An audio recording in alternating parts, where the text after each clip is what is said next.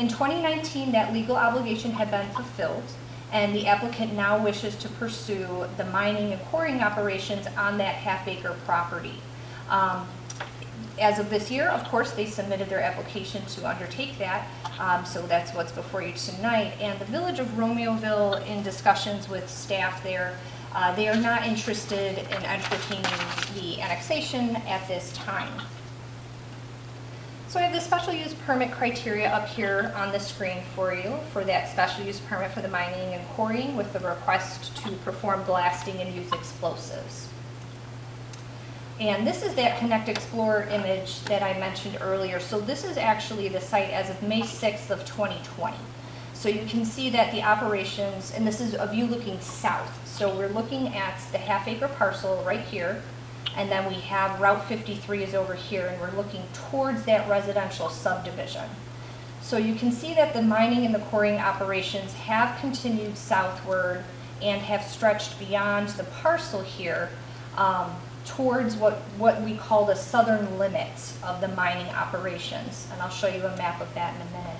So in terms of the special use criteria 1, 2, and 3 about the operation of the use and its effect on the public's health, safety, morals, comfort, general welfare, property within the area, and then also developments of the area. So the area is pretty developed already over here. It's staff's professional opinion that extending the operations to this half-acre site is not going to be more detrimental than what is already occurring. I don't think anyone here would argue that mining and quarrying and using explosives and blasting doesn't have an impact. But this half-acre property within the space of one afternoon would cease to exist. So it is just part of the larger plan to not leave this an island. The applicant will continue operations all the way around it. They will go to that southern limit. About 5 to 6 years they will reach that and will be done quarrying in this area. So this is an older image, but it still shows you our site here, the little cemetery, and then within the quarry here, and then that former cemetery access here as well. So within this plan, what I wanted to point out to you here is the future park and basically the southern limit. So when we go and we look back here, we can see the residential neighborhood. This is an existing park. That future park is basically going into this area down here. So when we go back to this, you can see that those mining operations have gone further south beyond the property. So the applicant does notify certain neighbors who have asked to be notified about the blasting activities prior to them occurring. Some of those neighbors include the high school, for example, and other residential neighbors. At the end of the 5 to 6 years, the applicant will basically remove the pumping of the groundwater from the site and allow the site to fill back up with water. In terms of the other special use criteria, 4 and 5, about adequate utilities, access roads, traffic. So access to the site is obviously prohibited to the public. It is actually underground, underneath Route 53, that you access it. Material Service, or Hanson Material Service, has access off of East Material Road. That's sort of their main entrance in their office. And then you go underneath Route 53 to access this site. So access to the site is existing. obviously for the existing quarry operations that have been going on since the 1990s. So this, in terms of number 6 here, we do have supplemental use regulations regarding quarrying and mining, and they are right here for you. So I'm going to pull out just a couple here. So the special use will have to conform with all of these requirements, of course. Letter A, this is where the variance requests come in, so we'll talk about that in a minute. Letter C, that it must be surrounded by a fence or wall at least 6 feet in height or by a 6-foot tall earthen berm. That is already existing around the entire site. So obviously with this half-acre parcel being part of the larger property within the village of Romeoville, that's already been taken care of. Letter D, we do have a land reclamation plan on file. And then the other regulations, 1, 2, and 3, 4, 5, 6, they are really regarding the blasting, and the applicant will have to be in compliance with those as well.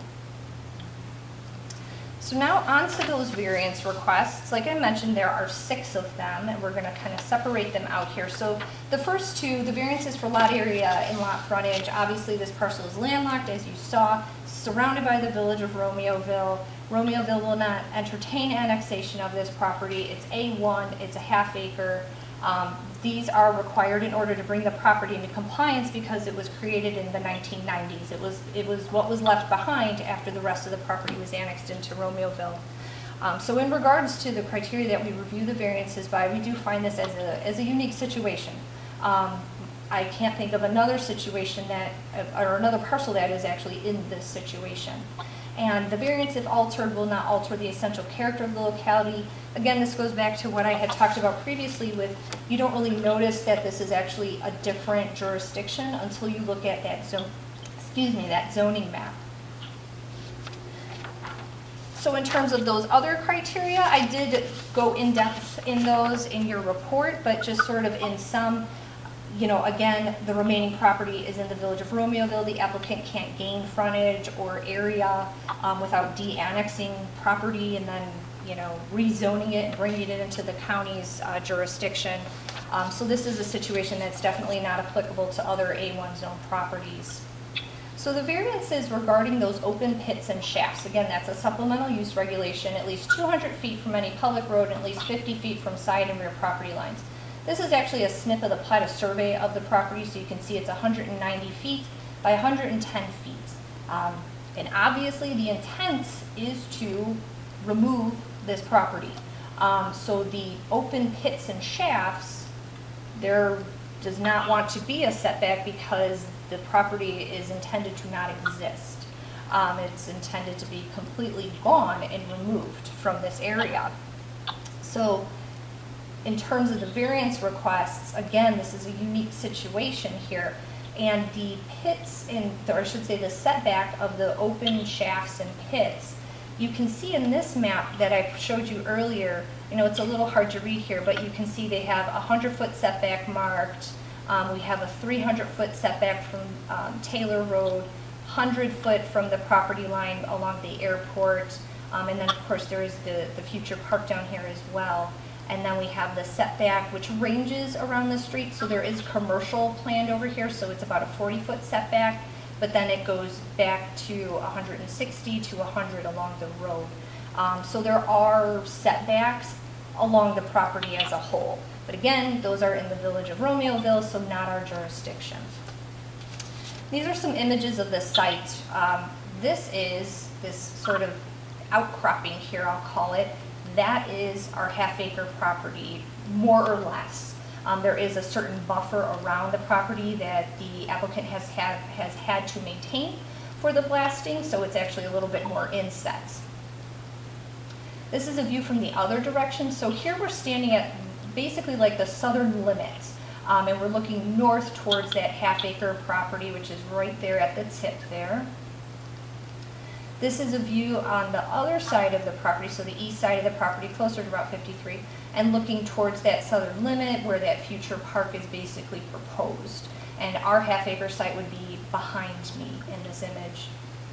This is a view on the other side, so the west side of the southern limit, and again, that half-acre property would be behind me at this point.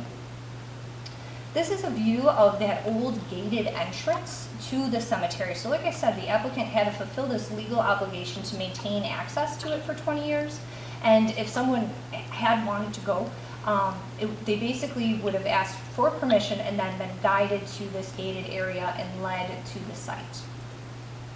And these are just some images on the southern portion of the mining site where we're in the residential subdivision. So we're looking along John Kirkham Drive, both north and south. So we're looking towards the mining property with the buffer and the fence, and then towards the residential properties on the other side of the street. And then this is a view, again, looking at that berm and that fence, looking towards that mining, the quarry itself. So staff is recommending approval of the special use permit with two conditions there. Again, these are existing mining operations, so they are held to different regulations regarding state requirements through the Illinois Department of Natural Resources, and they do have a land reclamation plan on file. They have to get permitting through the state, of course, as well, and be approved for this. So really, we've only added our standard one condition, or number one, I should say, the standard condition, and then number two there, that the applicant will just continue to notify those interested parties about the blasting activities. Again, like I mentioned previously, really the blasting activities on this site would be a one-day deal, and then the property would be gone. And then we have the remaining of the variances that I had talked about earlier, and staff is recommending approval of those variances as well for those aforementioned reasons. So the agencies that were notified, none of them objected, did not receive any objections from agencies. We did receive phone calls from concerned citizens, and I do have a couple of emails to read into the record here that we received objecting to this. So we have one email here from Dawn Ehrenberg, and it says, I am writing to register my and my family's objection to Hanson Material Services' proposed expansion of their stone quarry operation. Our area has endured substantial damage already from the blasting that has already taken place. The damage from the proposed blasting will probably be irreversible. More important is the negative effect the expansion will have on the availability of water. Many communities are already searching for alternative water sources or trying to add to those who tap into Lake Michigan. We don't need to join them just so a business can have free reign with our water. At some point, the people in this county should be the first consideration. We shouldn't be pushed aside again just because another business wants its interests put above ours. The negative fallout from the expansion far exceeds any benefit to the community. What is more important, one business making even more money or the lives of the people in the community? The land use department is not supposed to be a rubber stamp for every business. We need viable residential areas, and the quarry expansion will harm current and future residential use. The next is apparently a text message, so I'm not going to give out that person's phone number, so it's a little unusual there. Hello, my family and I have lived in Will County since 1970. We are against allowing Hanson Material to expand their operation. We live in Mikan Estates, and we already feel the effects of their blasting. Increasing their operation would mean increased damages to our homes, to the environment, and to the protected and endangered species in our area. I urge you to do an in-depth study into the effects of fracking and similar blasting that quarries do. Groundwater pollution and earthquakes are well-known effects from them. Our area is already troubled. Do not allow Hanson to expand and cause more damage that we may not be able to recover from. Thank you. I'm going to ask people to mute, please. There is a lot of feedback.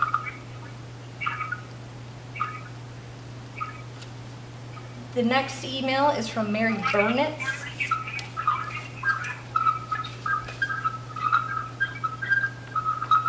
Hey, John, I think you're calling user 12. Could you mute, or Mr. Carruthers? Yes. Okay, thank you. So, good afternoon, land use. Will County needs to take a good, long, hard look at the effects of greed. When is our county going to do the right thing? By and for the public who has been so depleted of natural resources. after reading the permit application last year and the placing of signage, was very surprised that you fell for this sham. I've lived here in Lockport Township since 1991. We have raised our 5 children here.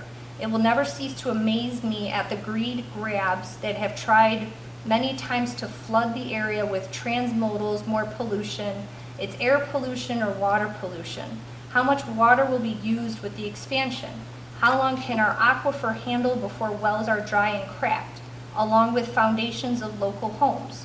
How much more airborne dust? As a citizen and organizer of the oldest environmental 501c3 grassroots group established in 1995, Citizens Against Ruining the Environment, abbreviated CARE, C-A-R-E.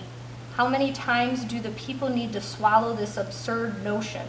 For the sake of the delicate nature of the Endangered Species Clean Air Act, etc., etc., will you do the right thing for your backyard too? And I do believe, Margie, do you have that one additional email that you could read in for me? Yes, I can. So this email came at 6:16 tonight, addressed to the Will County Land Use Department regarding zoning case ZC 20027, parcel ID 110410300024. Speaking on behalf of Citizens Against Ruining the Environment, also known as CARE, C-A-R-E, and as a local resident, we are completely opposed to granting any of the 7 variances to Hanson Material Service for this or any additional areas to expand their quarries in residential areas. Residents that live adjacent to HMS are already suffering from cracks in their homes, noise, air pollution, and truck traffic noise from barges. Many of us live a mile or more away from this quarry and suffer from the same effects. This permit is a half an acre, but it's half an acre closer to our homes. In the near future, HMS will be requesting another 125 acres on the east side of Route 53. How can this possibly be beneficial to our area? What is the benefit to the residents? Residents in Will County are either on private or community wells. With the concerns of shortages of water, any additional quarry expansion may have an effect on our precious water sources. Aquifers, the source of our drinking water. Many say that the quarry was here first, but just think what the population was 80 to 100 years ago. Now think about the age of your home and look at what the population of Romeoville, Lockport, and unincorporated areas is today. Stop this and represent those that live in Will County. Citizens Against Ruining the Environment, Ellen Rendulick, Mary Burnitz, and Sandy Brzezinski. That's it.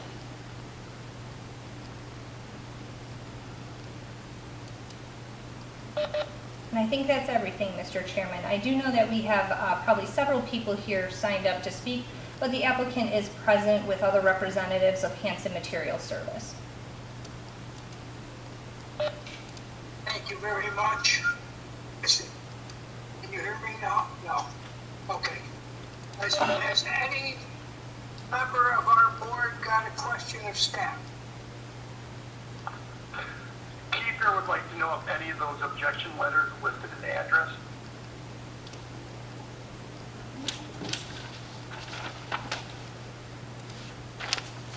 Hang on one second, Mr. Kiefner.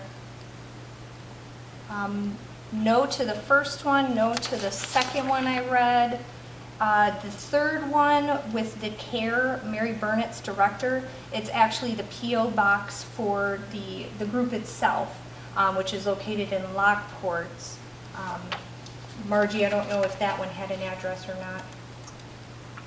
The email had the same, P.O. box for the CARE's contact information. And I'm also curious to know if we know when the quarry started operation on this site. And I would like to clarify something. Did I hear you correct, Janine, that the quarry will excavate all the way around this half-acre site? It will be landlocked like an island? Correct, yes. So it's from my records that I see about 1994, 1995. The majority of that property was annexed into, I should say all of that property, except our half-acre site here tonight, was annexed into the village of Romeoville. and quarry operations started shortly thereafter. Aerial imagery seems to confirm that. Like I said, Hanson, Material Service Corp did own the property though for decades prior to that. So I'm assuming there was an intent to quarry that in the future, but their operations were focused to the east of Route 53 at that time. And you are correct, Commissioner Kiefner. So even if this request is denied, that will not stop the quarry operations over there. They will continue to quarry all around that property, and then it will remain an island within that area. Thank you. Anyone else have any questions of staff? Okay, may we hear from the representative of the company, please?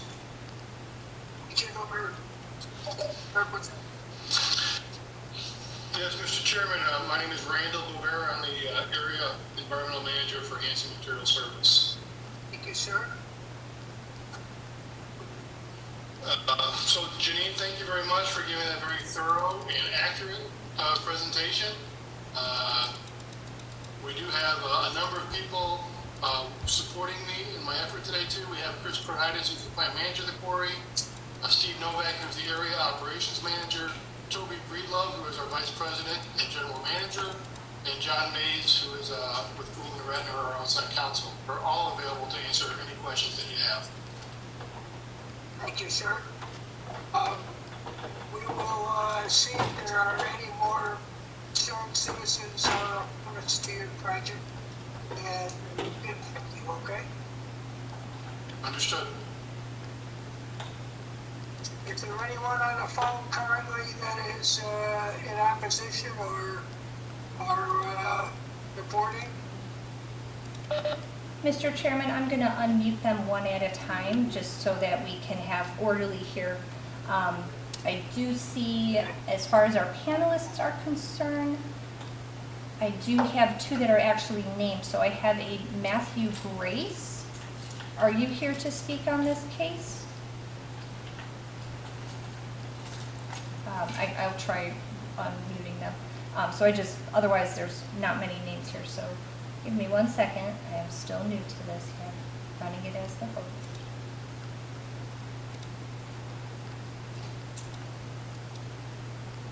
Okay, call-in user, are you here to speak about ZC20027? You are unmuted. Hello, is that me? That is you, yes. Are you here for ZC20027? Yes. Yeah. Excuse me, Pretty sir. much the sentiments of many of the red emails match what I wanted to say. I live on John Kirkham. We face the property. There's a lot of people in the neighborhood who wanted to show up to this hearing, but with the COVID restrictions and only having so many people allowed, it's kind of made it difficult to get a true number of all the people who are against any further expansion.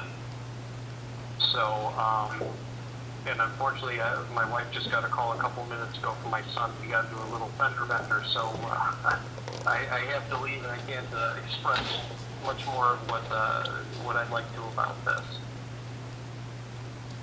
But yeah, the sentiments of the emails pretty much sum it up pretty well. We've had many water main breaks, and the blasting is obviously a problem with that. The air quality and all the dusting that ends up with the noise and the things falling off the walls. They have their land that they're entitled to. They purchased it when they did. This quarry was supposed to have been done with already, and just any further expansion we should go against that. They have what they have, and they purchased it knowing the cemetery was there. That sounds like enough to me.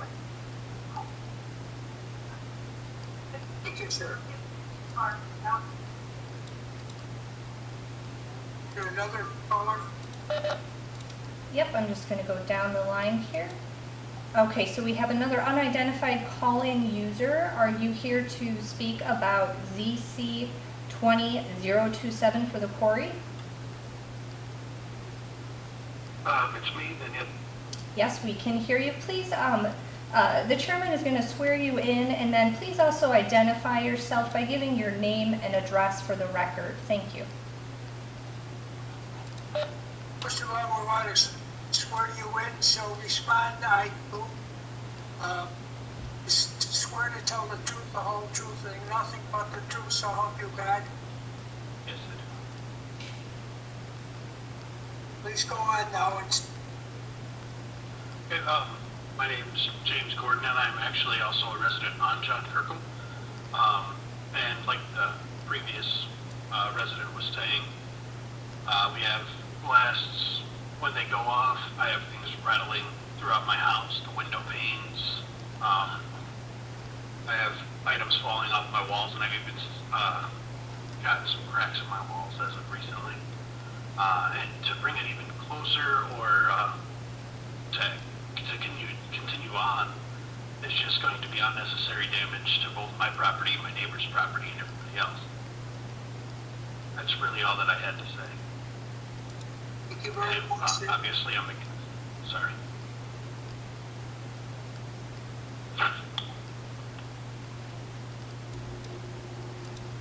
Next.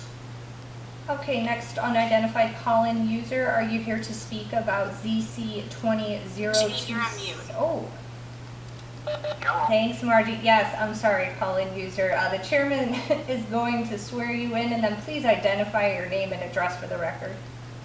You swear to tell the truth, the whole truth, and nothing but the truth, so help you God. Yes, I do. Thank you.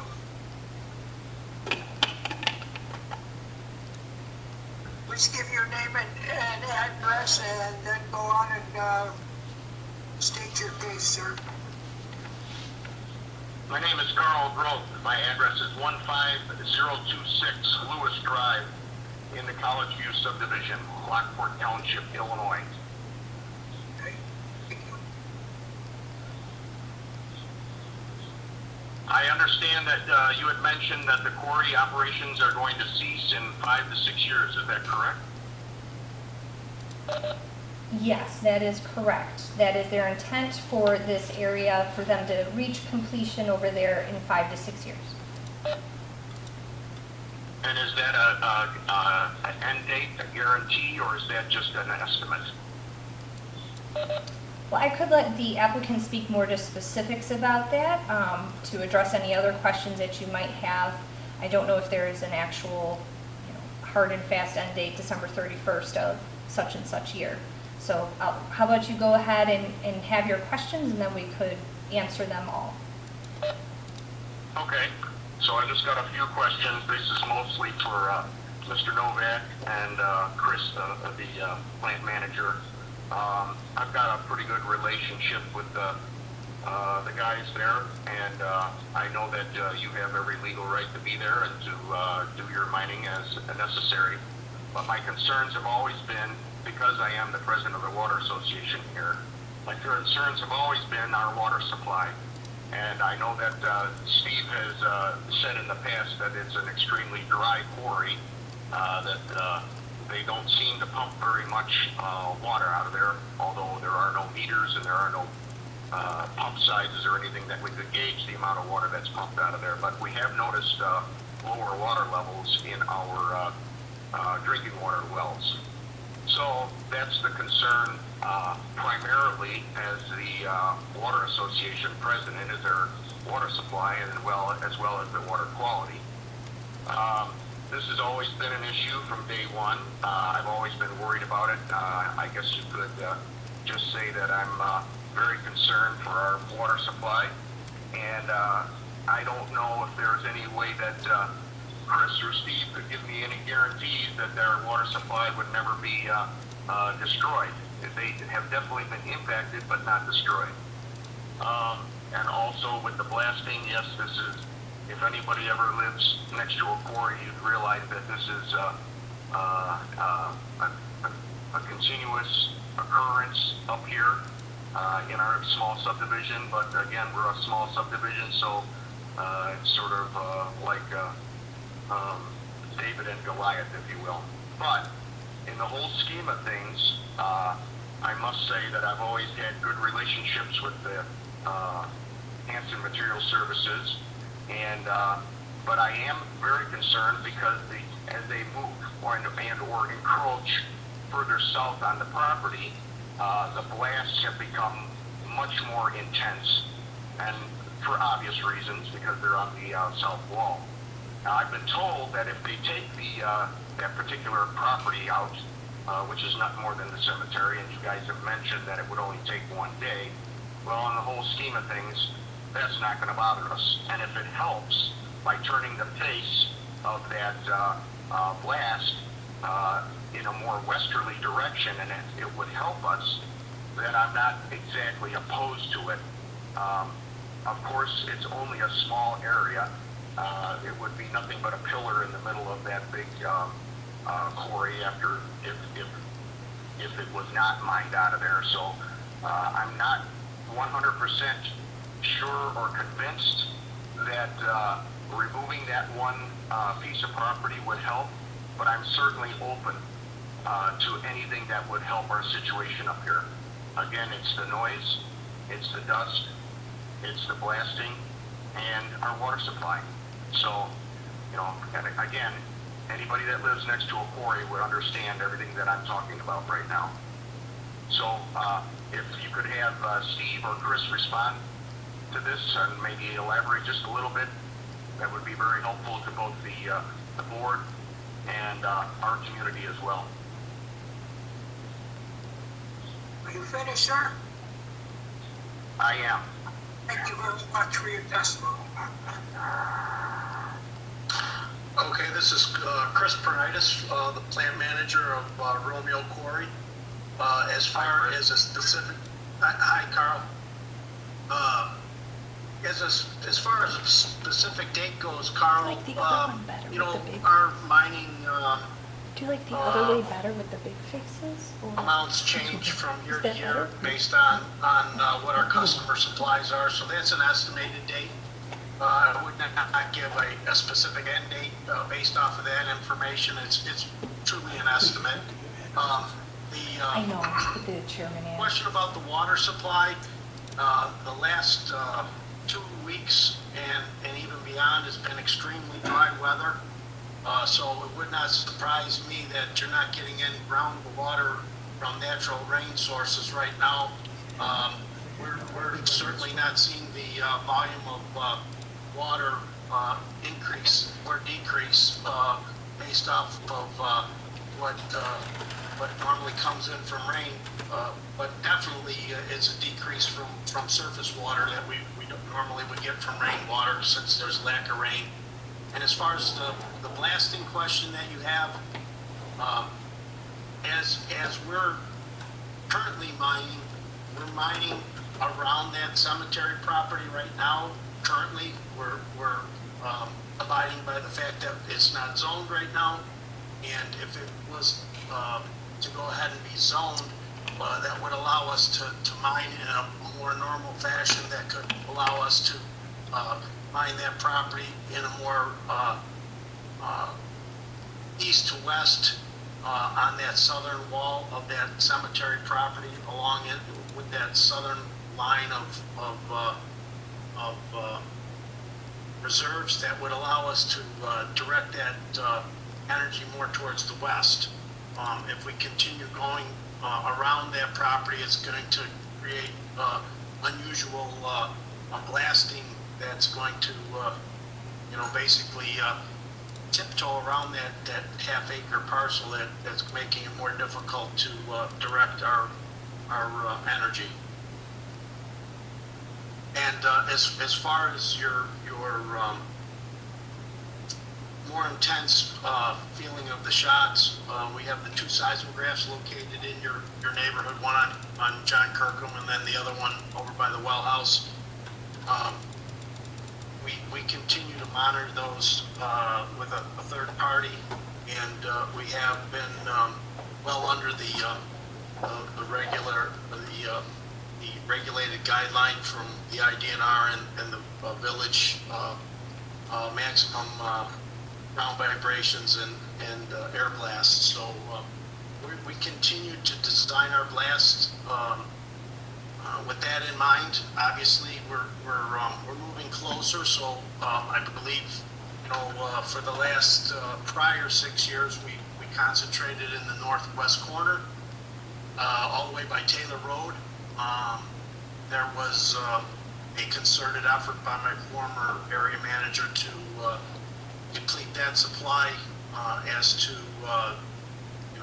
minimize the impact of the one subdivision that's to the north, and that eliminated shooting to the south, and now we're concentrating on the remaining reserves that are kind of surrounding the cemetery right now as we go forward. Right. So,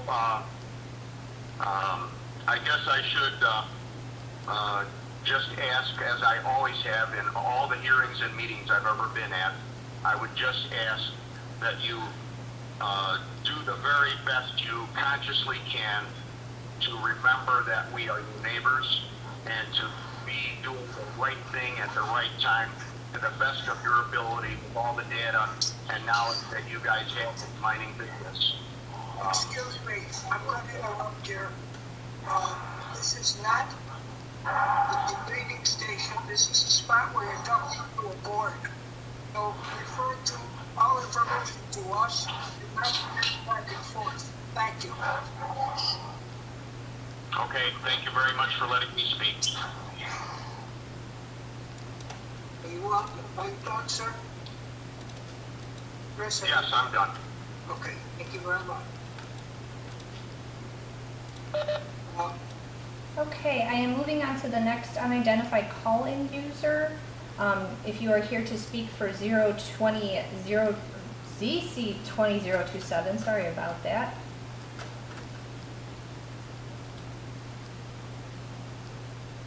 Okay, I don't think anyone is responding. Okay, next call-in user, are you here to speak for ZC20027, the quarry site? If that's me, yes, I am. That is you, we can hear you. The chairman will swear you in, and then please give your name and address for the record. You swear to tell the truth, the whole truth, and nothing but the truth, so help you God? I do. Thank you. Please give your name and address for the record. Good evening, Chairman. Good evening, Commissioners, and good evening, everybody else.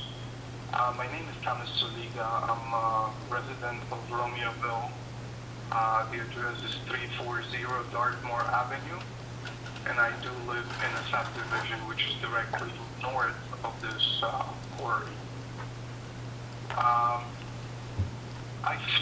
First of all, I've tried attended personally, but the doors to your offices were closed. I was hoping to speak in person. I understood there was about 10 people allowed, but unfortunately the doors were closed. I was just logged in on a WebEx and nothing was working, but thankfully I'm able to call in, so I thank you for that. First I want to talk about how this whole meeting was communicated to everybody else. So there was only one sign posted. The sign was posted at the entrance to the main entrance to the plant, which is about a mile away from the actual site that is in the conversation.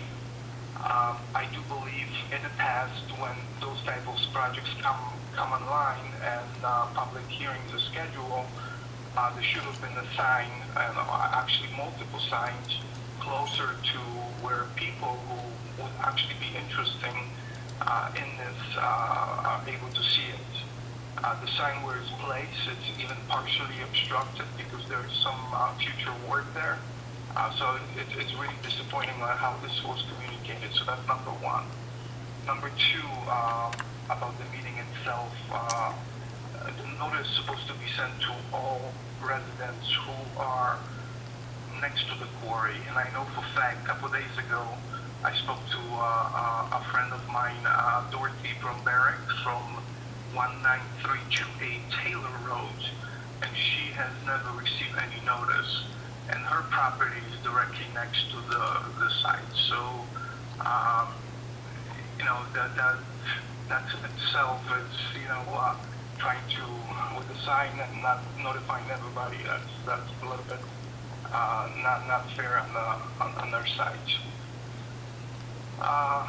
I've lived at my house for over 17 years, so I experienced just like the college view to the south of us. We to north, I'm right next to the high school, so I speak for my family, I speak for my subdivision, but I also speak for the entire Romeoville, because every kid that attends that high school has experienced all of those blastings, and those blastings are really, really bad. So I'm not going to talk about blasting, I'm going to talk about other things, but because other callers already covered the blastings, but they are not really pleasant. In the staff notes in your packet, under staff analysis, the second point, which was briefly covered, according to the plat books, Material Service Corporation acquired a portion of this current mining operations between 48 and 54, 1948 and 1954. The parcel had a B1 business zoning, because my assumption is that parcel was so small, the quarry operation, which was already in progress on the east side of 53, it was too small to turn it into quarry, so they were not able to do anything. In that same paragraph, in 1979, there was an objection filed by Material Service Corporation, and nothing else there. So what kind of objection was filed, 20 years later, to what? They still have that small parcel, so maybe someone from the company will be able to explain exactly what objection was filed in 1979. But in 1995, the site was with an exemption of the cemetery, had been annexed into the village of Romeoville. And in 1995 is when Romeoville signed an agreement, annexation agreement, where they annexed the East Quarry as well as this new site. So they, in 95, they actually purchased that site, additional site, so they were able to start the operations there. I want to talk a little bit about the cemetery itself. In 1995 agreement, annexation agreement, there is only one note that says owner shall provide the public access to the cemetery as shown on a landscaping plan at a reasonable times. So that's the only note. Now, they're saying that 20 years has passed. This agreement, this annexation agreement, was for 20 years. So it expired in 5 years ago in 2015 because it was signed in 1995. Now, if they're saying that 20 years has passed, they are able to do this, then why they've still been quarrying for the last 5 years if the agreement has already expired? So we're going to pick and choose at what we able to do versus what we are not able to do. That's just a little bit, in my opinion, not fair. If the agreement is still in effect, then the access to the cemetery should be allowed to continue. I apologize, I'm going to take a little bit of a sip of water. Okay, the cemetery. In your package, there was a note. The cemetery itself was with graves from early, or from 1800s, so about 200 years old graves. They claimed there was 10 or less people there. From what I've heard and from what I read, there was probably a little bit more than that. But more than that, in 1800s, I would imagine that only people who were able to afford had tombstones. Now, are we not able to assume the people who potentially might have been buried there, or buried without any tombstone or any kind of markings. So if they did in fact remove the 10 bodies from there, or however many they did, potentially on that side there could be some unmarked graves, so that people might be still resting there. So my question is, when they're going to start blasting, are we going to find out the hard way? That might be a possibility as well. 2011, yes. Yes. Move this along, please. Normally, we allow 3 to 5 minutes to speak. You already have extended way past that. Yes, I understand, but Mr. Chairman, all of those things are, important points, and I really greatly appreciate it for allowing me to speak. But this is a really, really important issue for the residents and for everybody else. In 2011, bullet points, though, is what I'm saying, instead of elaborating on each and every item. yes, sir. My next bullet point is 2011, when Hanson attempted to purchase additional property called Spengler property. They were negotiating with the village, which is the property is directly west of the current quarry operation. And during the negotiation, there was a line from the village with a village proposal. The village will pursue legislation at the state level to allow for a quick take of the cemetery property. If village is successful in acquiring the property, we will give it to Hanson. Response from the Hanson was, Hanson accepts this proposal providing the village agrees to pursue legislation no later than in 2012 session. So they've been trying sometimes trying to acquire the cemetery. And the 1995 agreement, that was for 20 years. If they are still allowed to quarry, they should still allowed to leave the cemetery alone.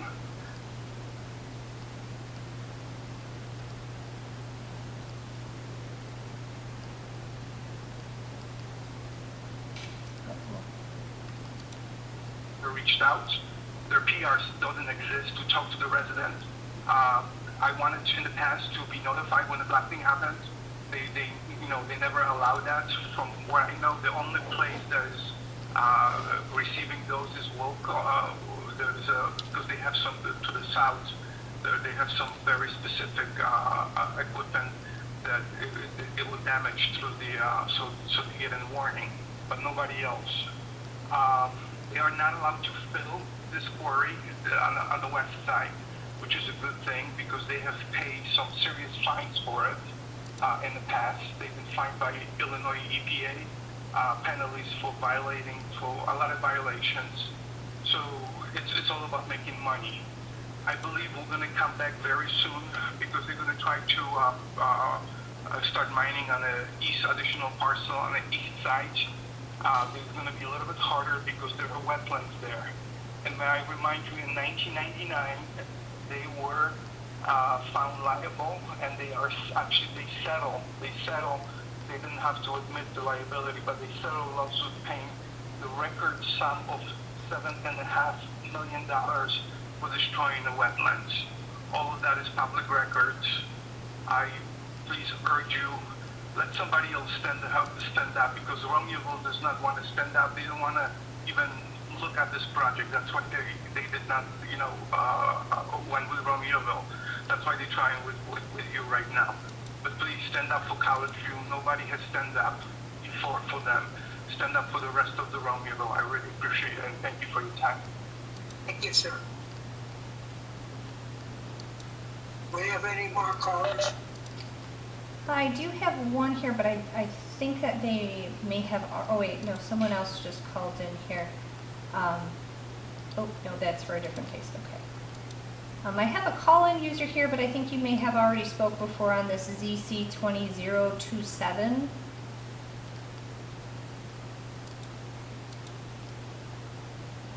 Okay, I don't hear them. And there are other names, just for the record here, there are other names that I have, including I do have County Board Member Julie Berkowitz. I elevated to panelist, but I do not see an option to have you speak here. So let me try allowing the county board member here. I do not see a microphone next to her, unfortunately. And the other people that I have do not have the microphones next to them, so they cannot speak, including, I do see Mr. Carruthers, and the other ones are applicants for other cases. Oh, wait, no, I do have County Board Member Berkowitz here. So hang on one second, let me work on these other ones. Okay, County Board Member Berkowitz, I just unmuted you. Oh, thank you so much. So earlier on, there were a lot of comments in the emails and the text messages that you read, talking about the water supply, concerns about that in the aquifer. I know that there is a concern and there are issues regarding the aquifer. So I've got two questions. Would the staff please comment on how will this and how does this impact the water supply and the aquifer? And then the other question I have is, it was also brought up that expected life for the quarry is perhaps 5 years. I'm just wondering, what are their options, or what do they plan on doing when they end, or when they stop mining? So, thank you. Those are my two questions. Thank you. I think this might be better answered by the applicants themselves regarding the aquifer and then, of course, the operations themselves. This is Randall Nover again, the area operations or area environmental manager. Regarding the aquifer, when we started mining west of Route 53, we did groundwater modeling on the project, and the modeling showed that we might impact the wells at College View. We installed a new drinking water well for them. And Carl, if you're still on, we'd be happy to take the water levels in your wells and put them into our groundwater model to make sure that they are continuing to operate as the model predicted. Last time we did this, the modeling was right on, and it continued to work as expected. So to impact the aquifer, it's the greatest extent of the mining that would impact that. We're not asking to extend the perimeter of the mine at all. This would be an area in the middle that wouldn't contain any groundwater. The groundwater comes from outside the quarry, and it is a regional sink. But this action today wouldn't affect the aquifer one bit. There was a second question, Jimmy. Second question was about the timing of the completion. Hi. Go ahead, Randy. No, Toby, jump right in. Yeah, this is Toby Breedlove from the Hanson Material Service. I'll address that second question. So it was accurately described earlier that we have approximately 5 years left in the West Quarry, the piece west of Route 53. We are working on trying to permit some additional reserves in the middle parcel, which is east of Route 53. So that would be our plan potentially after. May I ask the question, was it accurately portrayed when they said you're going to allow that fill? When you're finished, you're going to allow the quarry to fill with water? Yes, Chairman, it is, yes.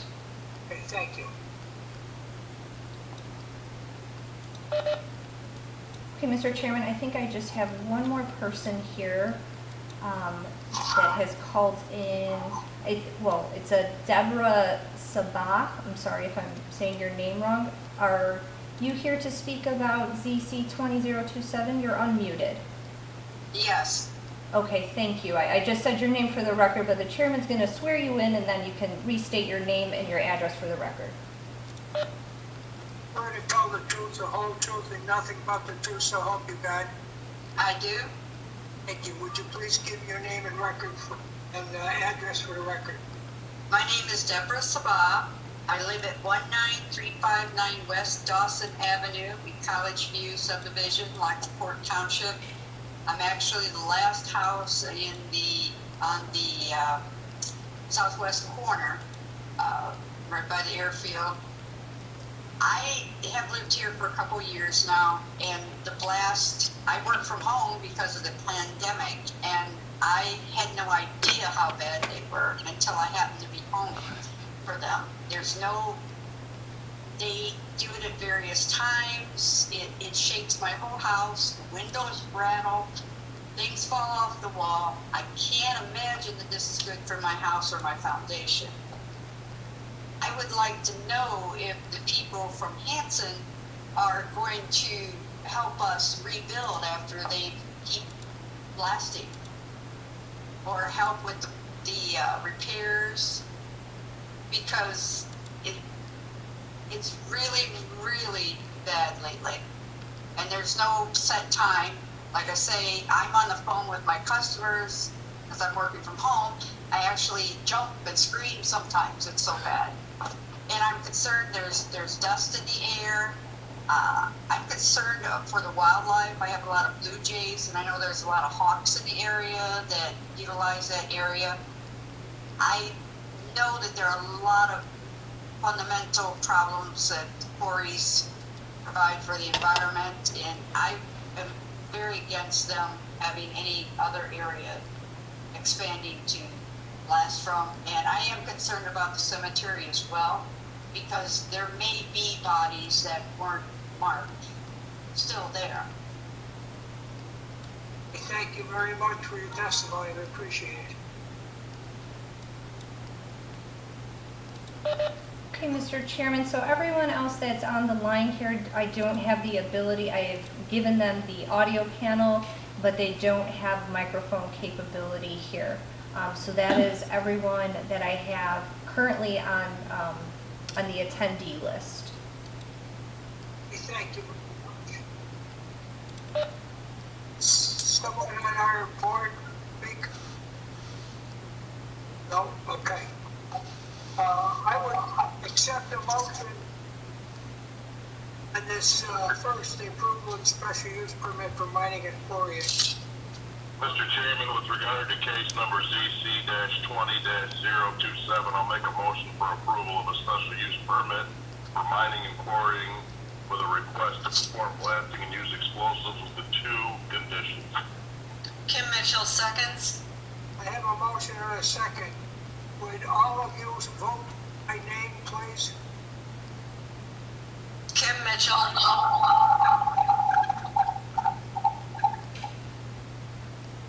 Bettenhausen, yes. Tom White, yes. Keebner, yes.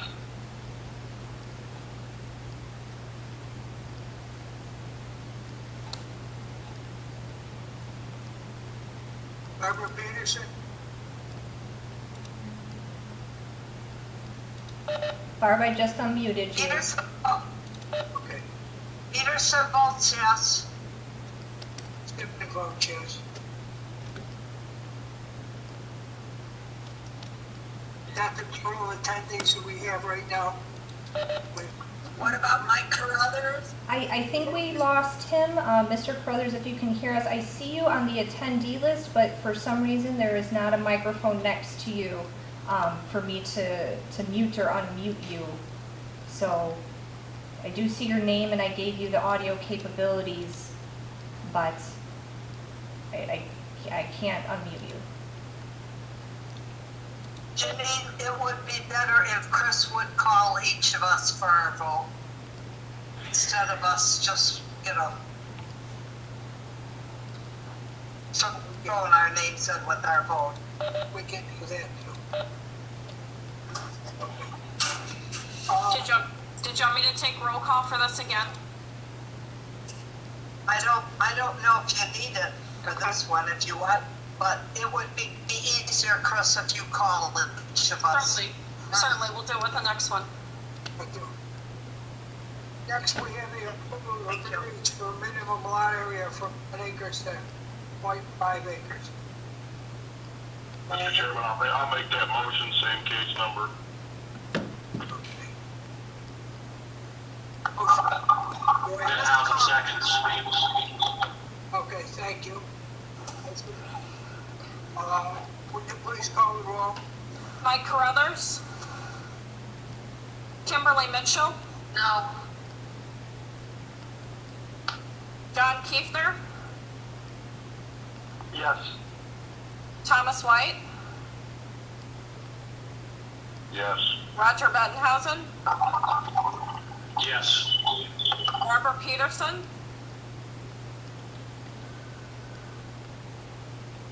Barbara Peterson? No.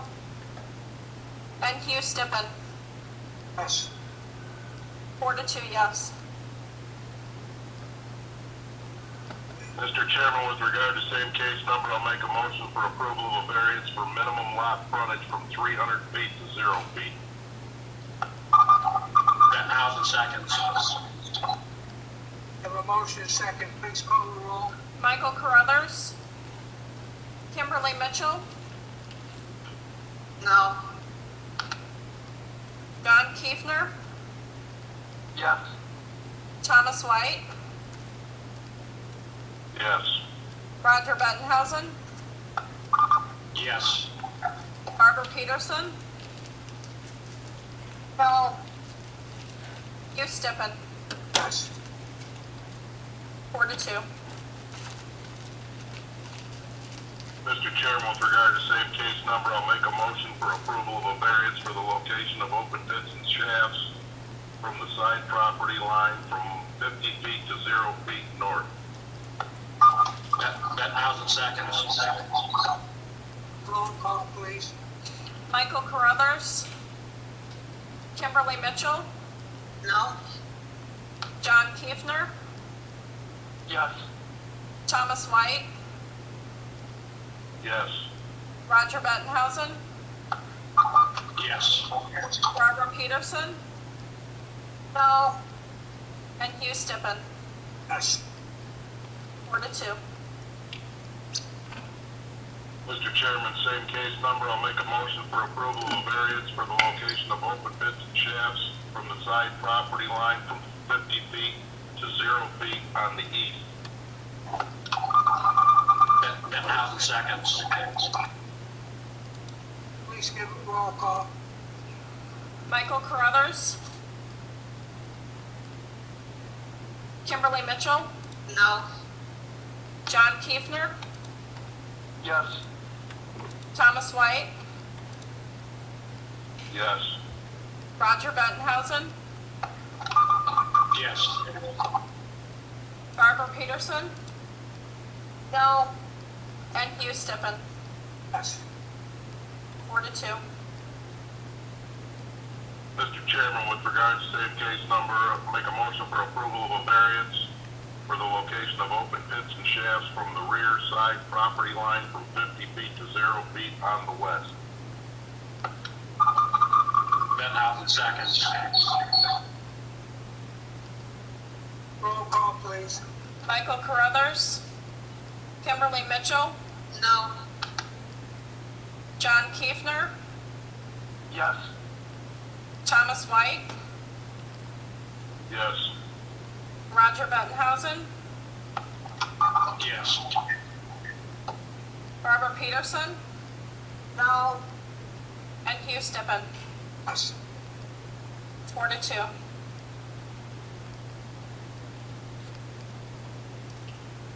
Mr. Chairman, I think we skipped over one of the variances. Yes, I believe you're right, Doctor. Which one? The one just before that we approved? For the east side, for the open pits and shafts. You said the east? No, we did the east. Yes, I thought we skipped that. We actually skipped the south side. That's correct. All right. We'll go there. I'll make a motion of approval for a variance for the location of open pits and shafts from the side property line from 50 feet to 0 feet on the south. Benhausen seconds.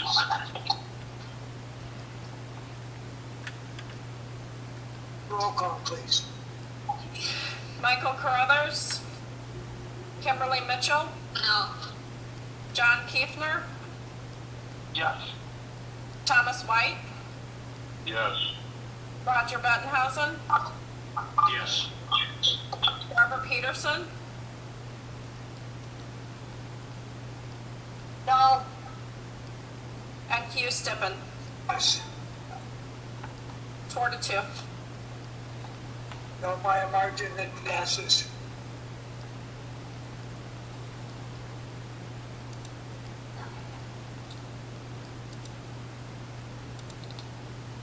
Next case. It's case number ZC-20-029.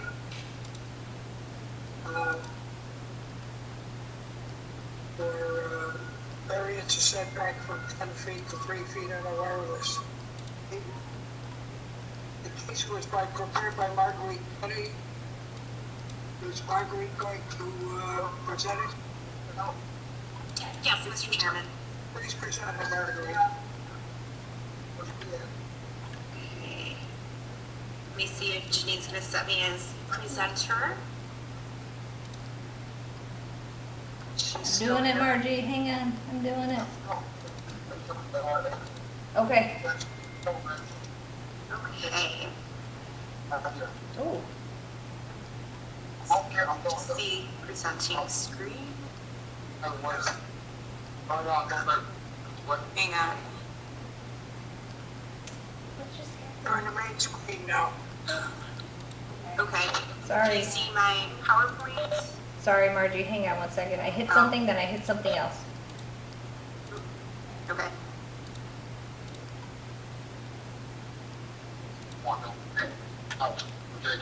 One second, Mr. Chairman. Shirley.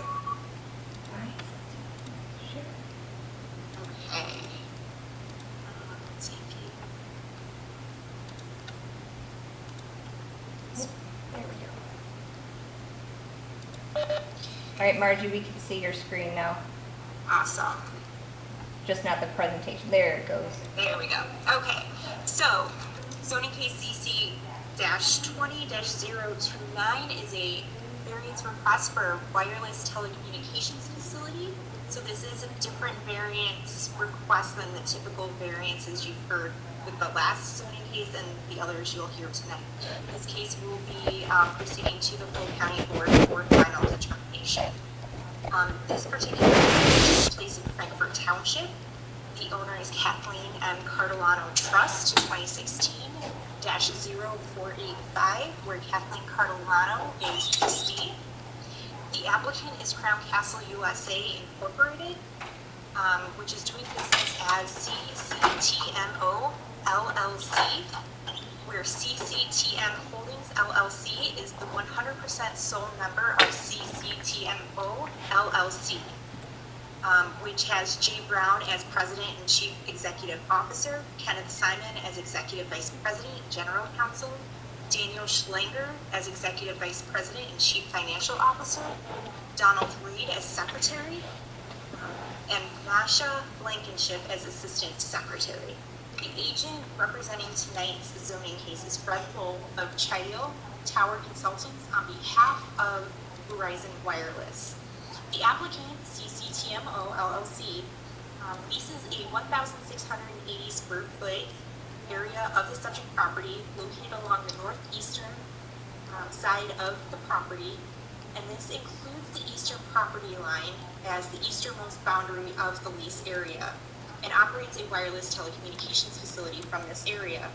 This facility is located at 8444 West St. Francis Road in Frankfort and has a 145-foot tall monopole that houses several wireless telecommunication providers, equipment, antennas, and other equipment on the property. Verizon Wireless, upon doing a study of its service area, realizes it needs to improve this area and seeks to co-locate its equipment on this existing tower rather than build a new tower within this area. So the applicant has granted a 12-foot by 20-foot lease area on the existing compound, lying only 3 feet from the eastern property line for Verizon to locate ground equipment. So pursuant to the zoning ordinance, the Will County zoning, new ground equipment is required to meet a 10-foot setback, and the applicant is here tonight requesting that variance so that they are able to co-locate. On the screen, I have the wireless telecommunication facilities criteria for variance requests. This particular site was established in 2001. A previous zoning case actually granted the tower height to be 145 feet. The typical requirement is 75 feet. And this property is 2.31 acres and zoned R2. So in terms of siting requirements, criteria number 3, which is the third most desirable location, is where this current facility is located. The second slide shows the variance standards and review criteria, which an in-depth analysis is provided in your staff packets regarding the variance request. Staff does want to point out that there was a typo within the staff report.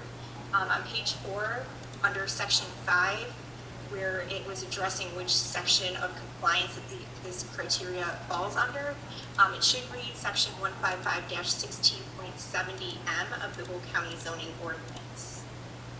So moving on to looking at the existing subject property, the entire parcel is 2.31 acres.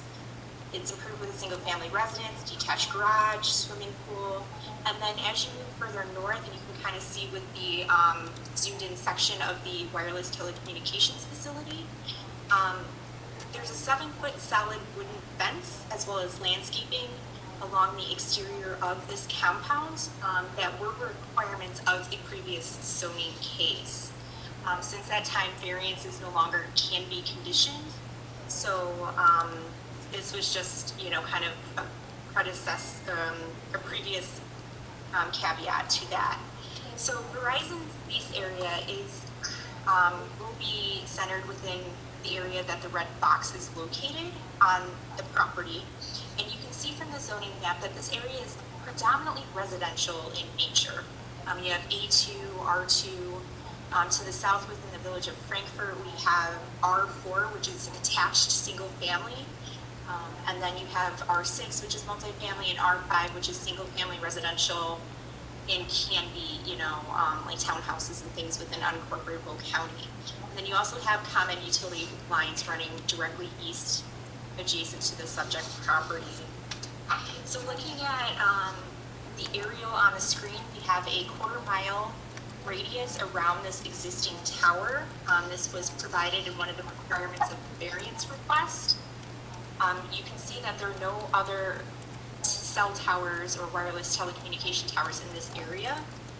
And then 2 images on the left show the existing monopole and the anticipated lease area for Verizon on the property. So I have on the screen the Plata survey showing the subject property, how the applicant uses basically a access easement where the mouse is indicating that goes back to the property. It runs along that eastern property line to the wireless facility. And then just zooming in of the compound itself, we have the property line, which is the furthest easternmost section of that lease area. And then we have the Verizon wireless proposed lease area, and that concrete concrete pad that will be installed on the property will be 3 feet from the property line, which necessitates a variance. It's no longer 10 feet. It's not meeting that 10-foot setback off the property line. So looking at the existing tower, Verizon is proposing to mount their antennas lower on the tower, so there's going to be no additional expansion or height increase within the tower itself. So by that, it's going to remain at 145 feet tall. Looking at some of the photos of the subject property, we have just looking from St. Francis Road directly at the subject property, so you can see the residence and then the cell tower in the back. And then on the image on the right, which was provided by the applicant, it's a picture looking south towards St. Francis Road from that access drive. And then looking east and west along St. Francis Road, you can see roadway improvements are being actually executed at the moment. Looking northwest and northeast at the residential uses in the area, as well as south and southeast. Upon the agencies that were notified, none objected, and staff is recommending approval of a variance for the east side yard setback from 10 feet to 3 feet to allow Verizon Wireless to co-locate on this site and basically not have to add any more wireless telecommunication towers within the county. And that concludes staff's analysis. Thank you very much. Marie, does anyone have any questions of staff? No? Okay. Would the cell tower people care to speak?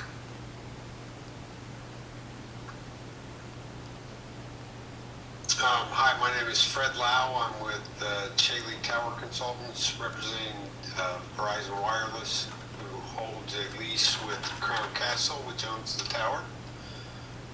I guess the only thing to add to Margie's great presentation is that we expected a quick hearing, as we are not expanding the existing compound and are staying within the confines of the existing installation. Happy to answer any questions. Okay. Was anyone any questions?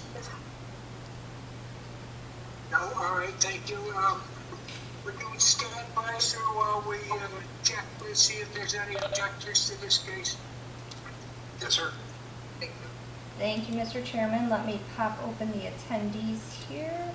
We just have a couple of call-in users, so I'm going to unmute the 3 of you and see if you are here to speak about ZC20029, which is a cell tower variance.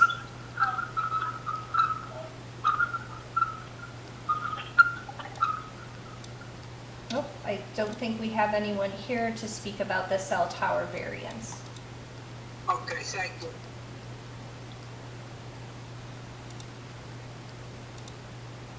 No one to speak on the cell tower variance, we'll go ahead then. May I have a motion on this case, please? Mr. Chairman, in regards to case number ZC-20-029, I move for approval of a variance for setback from 10 feet to 3 feet each side. Kim Mitchell seconds. I have a motion and a second. May I have roll call? Mike Carruthers, Kimberly Mitchell, Yes. John Kiefner, Yes. Thomas White, Yes. Roger Bettenhausen, Yes. Barbara Peterson,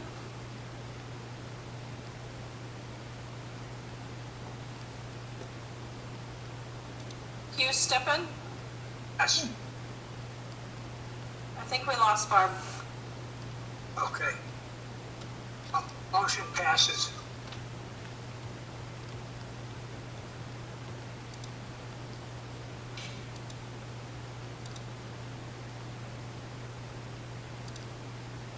Thank you, sir. I appreciate you standing by. Obviously, you're not needed. So your motion passed. We're off and go. Okay, thank you for your time. Thank you.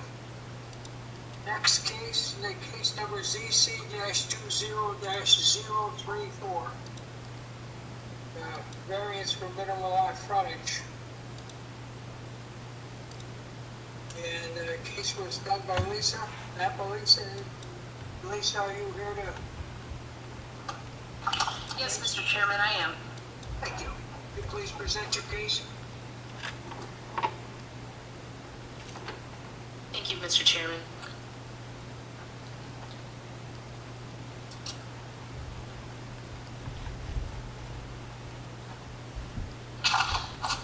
This is zoning case CC 20-034, and this is an application for a variance for minimum lot frontage from 150 feet to 0 feet. The property is owned by Matthew and Jessica Gray.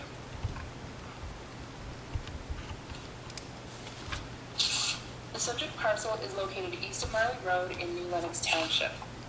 The parcel, shown here on the GIS aerial outlined in red, measures 1 acre in lot area with 0 feet of lot frontage. The property is unimproved and vacant. There are no inventoried wetlands or identified floodplains located on the parcel. The subject property was approved for a map amendment from A2 to R2 in 1989, zoning case number 3479-RMS3. The owner then divided the original 4.91 acre property into 1 acre horizontal condominiums for family members to reside on.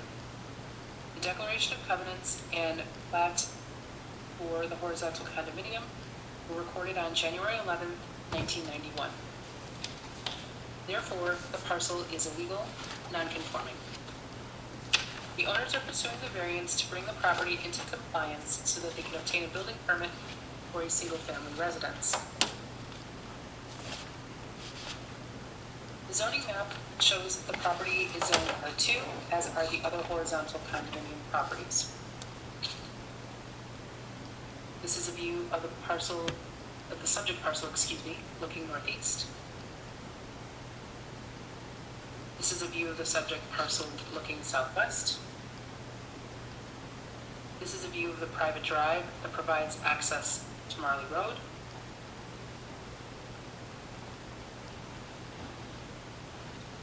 This is a view of the adjacent parcels looking west. At the center of the photo, the dead end of the paved private road is visible, and that's right here. The private road will need to be extended to the subject parcel in order to provide access to Marley Road. This is a view of the adjacent properties looking west. This is a view of the adjacent parcels looking south. This is a plat of survey for the parcel. The detail at right shows the common area dedicated for the extension of the private road indicated by the arrow.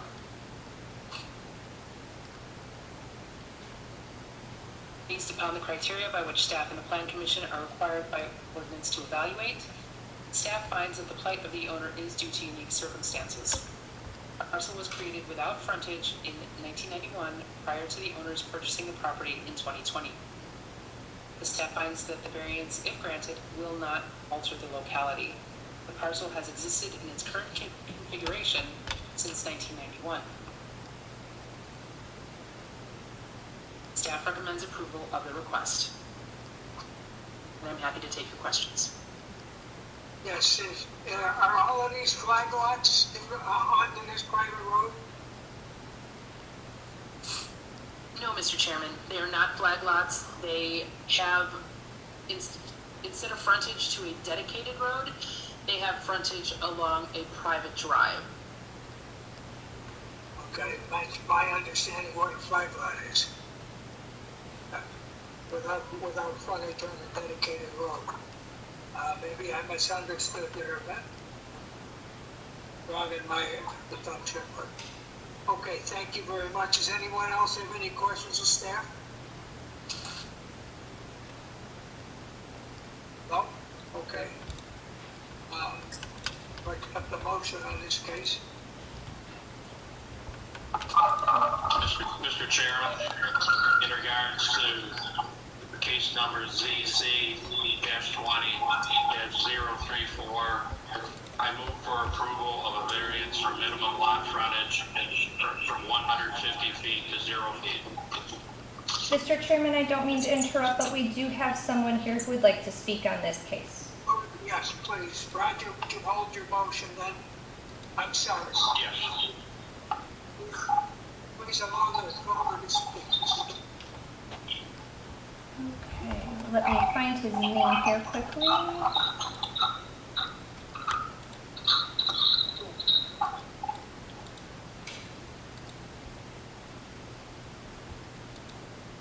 Okay, Mr. Grace, Matthew Grace, I'm sorry. We have you unmuted here to speak about ZC-20-034. If everyone could please mute themselves, except for Mr. Grace, to allow him to speak. The chairman will, The chairman will swear you in, and then if you could state your name for the address for the record. Sure, my name is Matthew Grace.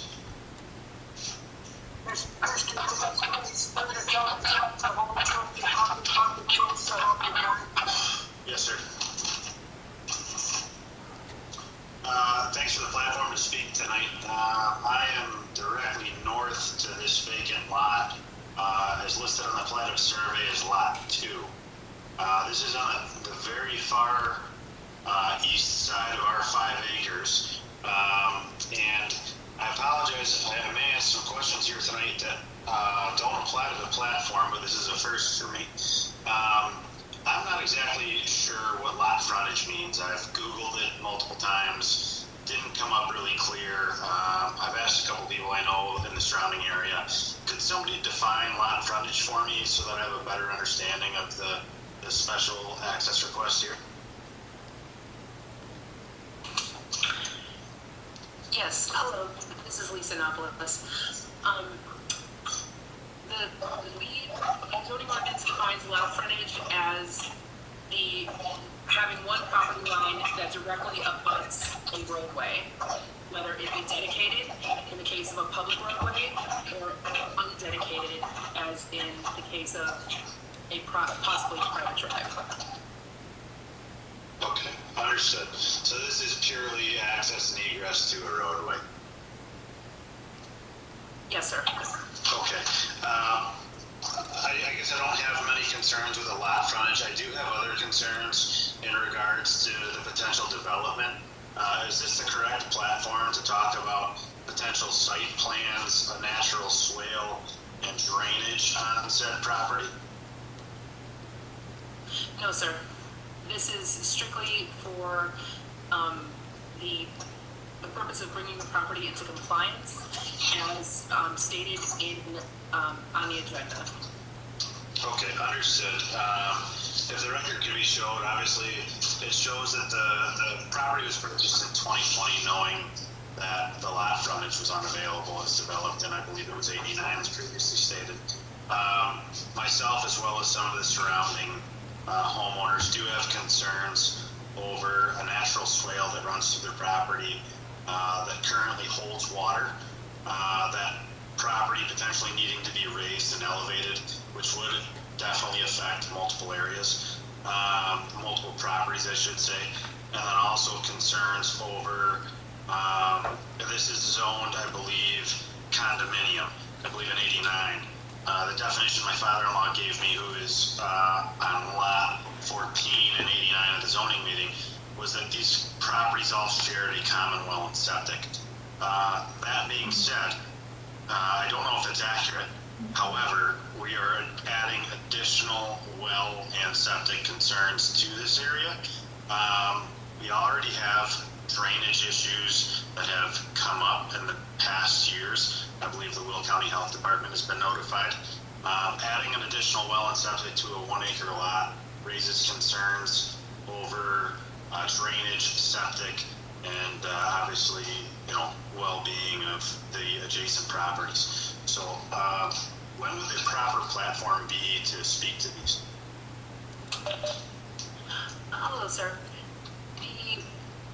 If and when the property owner were to obtain a building permit, they would need to obtain a building permit from, or excuse me, a septic permit from the Will County Health Department, and then they would need to prove compliance in order to obtain the septic permit, which would then allow them to obtain their building permit. As to the issues of drainage, that would all be potentially involved or addressed through the building permit process. All building permits would undergo at least a preliminary engineering review. So they would, our engineers in the engineering division would investigate the building permit application for compliance with engineering requirements. And Mr. Grace, if I may, this is Janine Farrell. I recommend, if you want, through this chat function here or the Q&A, provide your email address or a phone number, and we'll follow up with you tomorrow. Yeah, that's excellent. I appreciate the courtesy there. There are definitely concerns with the previous property owner that was here. We purchased in about 8 years ago, 2012. And it has been shown by that property owner there were some health department issues concerning well and septic. And in the previous years, probably from some development in the area, we've seen a natural swale come through the property that holds water 90% of the year. That years previous, I'm going back 2 to 3 years, did not. That is directly south of where that's directly north to where they're going to build this potential property. So just raises some concerns, that's all. I'll list the email there in that chat format, and if someone wanted to follow up, that'd be great. Yes, we'll absolutely do that. Thank you. Appreciate the platform.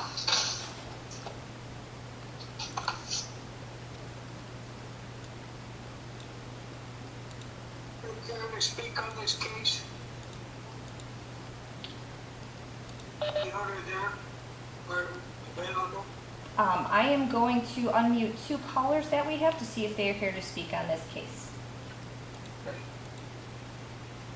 I have 2 call-in users, unidentified. Are you here to speak on ZC20034, which is a variance for lot frontage over on Marley Road?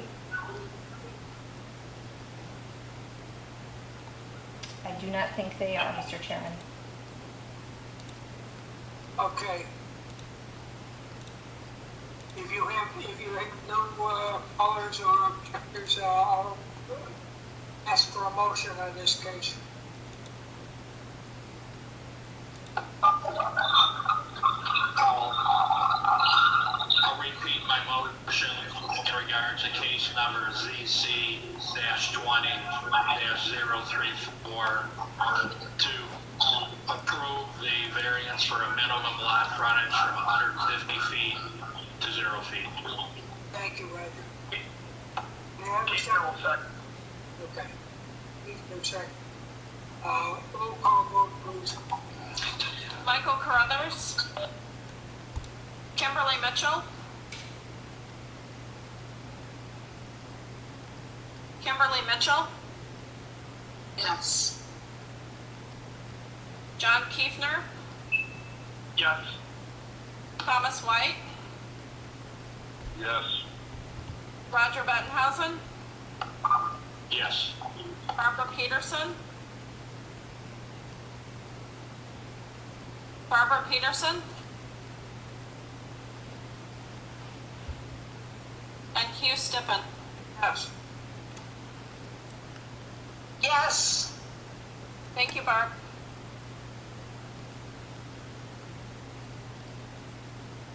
Okay.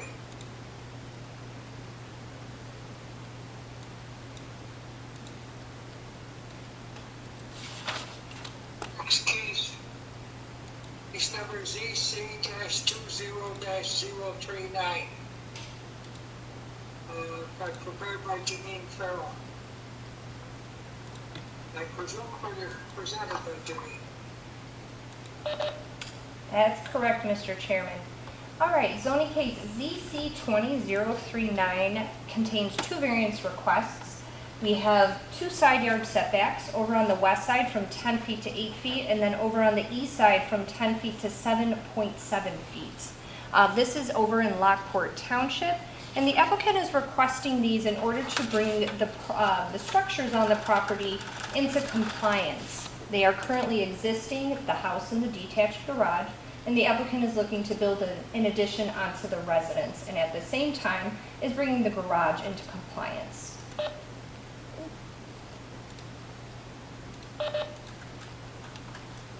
There we go. I muted myself instead of changing the slide. Sorry about that. This is the aerial image up here on the screen for you, and you can see that the property is this red parcel, narrow parcel over here on West 145th Street. It is approximately 1.823 acres and is Lot N, as in Nancy, in County Clerk's subdivision, which was recorded back in 1941.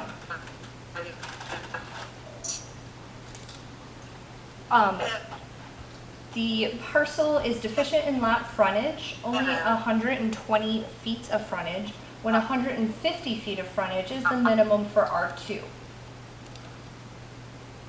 This is the zoning map for you. So as I mentioned, the property is zoned R2. It's surrounded by R2 and also R1 zoning. This is a plat of survey which shows you the property and, or I should say the residence and the detached garage on the property. So the 8 feet, which is measured when to scale, is over on the west side, and then we have 7.7 feet over on the east side for that detached garage. So the applicant is looking to build an addition onto that residence to the south, as you can see on that top left-hand corner for you, with the arrow pointing towards it.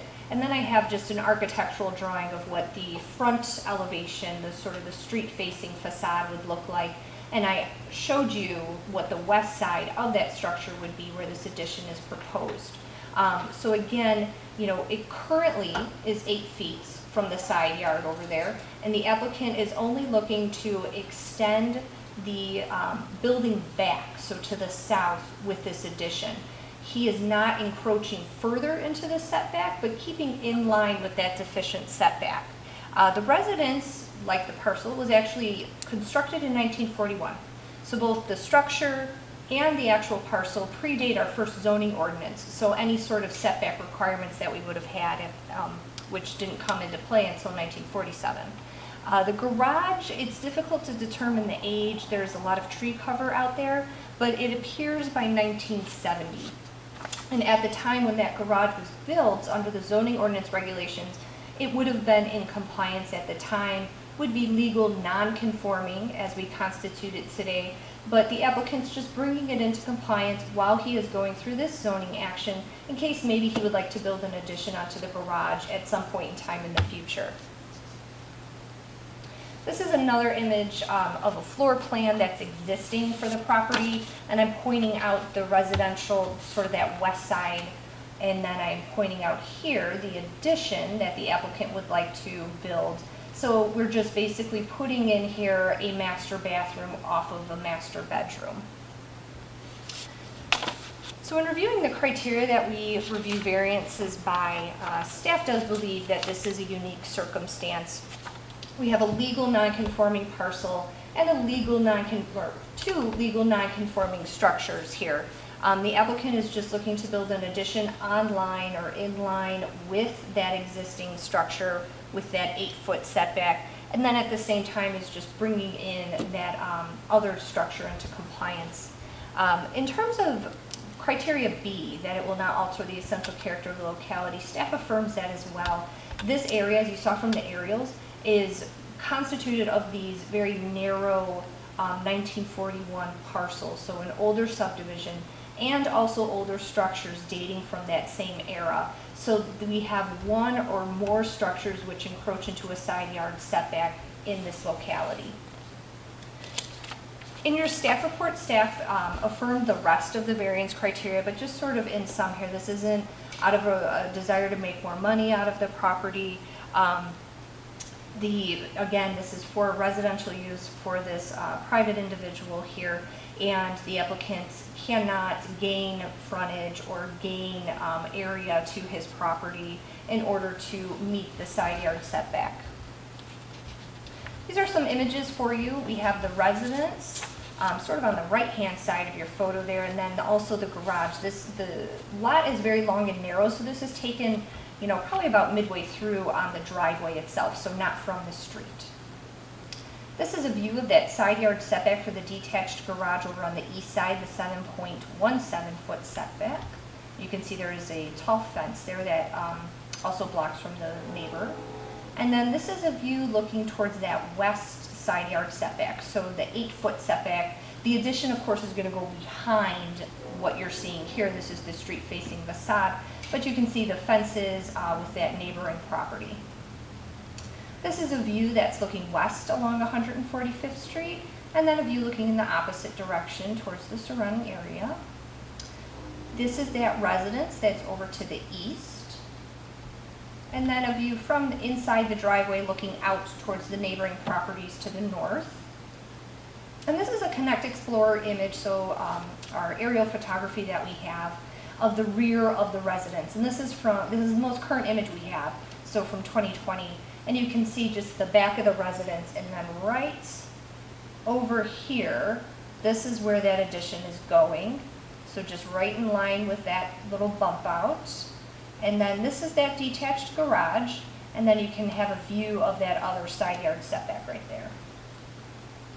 So staff is recommending approval of both variance requests for the side yard setback over on the west side to 8 feet, and then over on the east side to 7.7 feet. Of the agencies that we received comments from, none of them objected, and I have not received any phone calls or concerns about this case. But we do have, users on the line here that I would like to check. And that concludes staff's analysis.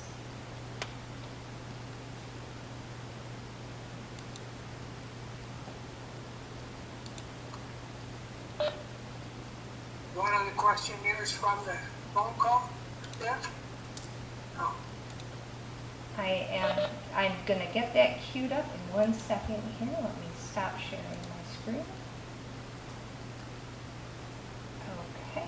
And we do also have the applicant here on the line, but I can see if there are any attendees who'd like to speak first.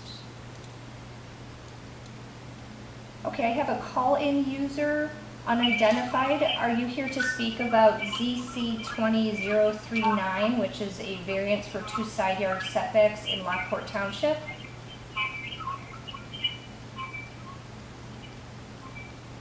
I do not think so, Mr. Chairman.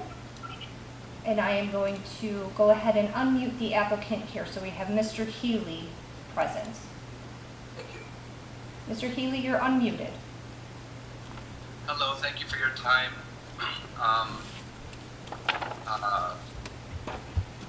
Obviously, I'm just looking to improve the property to make the house a little bit bigger, and that's it. Thank you very much. Thank you. So you have no objectors that we know of at this time. Nina, is that still the case? No one else on the line for this? All right. I'll take a motion on this case, please. Mr. Chairman, with regard to case ZC-20-039, I'll make a motion for approval of a variance for minimum side yard setback from 10 feet to 8 feet on the west side. Bishop, second. Second. Motion and a second. Roll call, please. Michael Carruthers, Kimberly Mitchell, Yes. John Kitzner, Yes. Thomas White, Yes. Roger Bettenhausen, Yes. Barbara Peterson,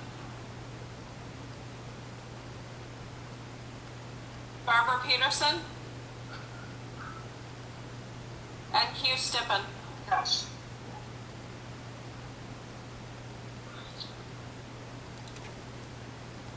Mr. Chairman, with regard to same case number, I'll make a motion for approval of a variance for minimum side yard setback from 10 feet to 7.7 feet on the east side. Mitchell seconds. I have a motion and a second. Roll call, please.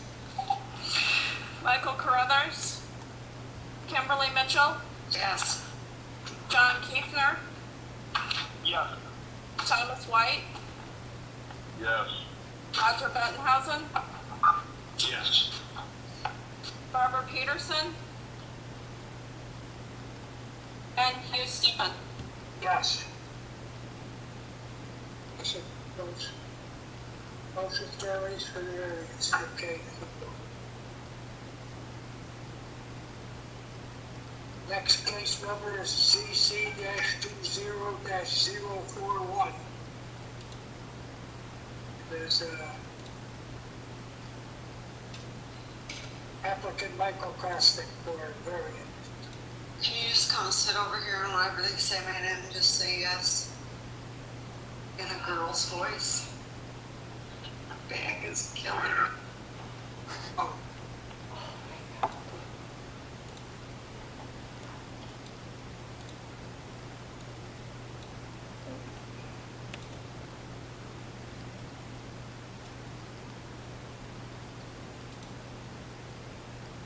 Okay, zoning case ZC 20-041 takes place in Manhattan Township. The owner and applicant is Michael Costick.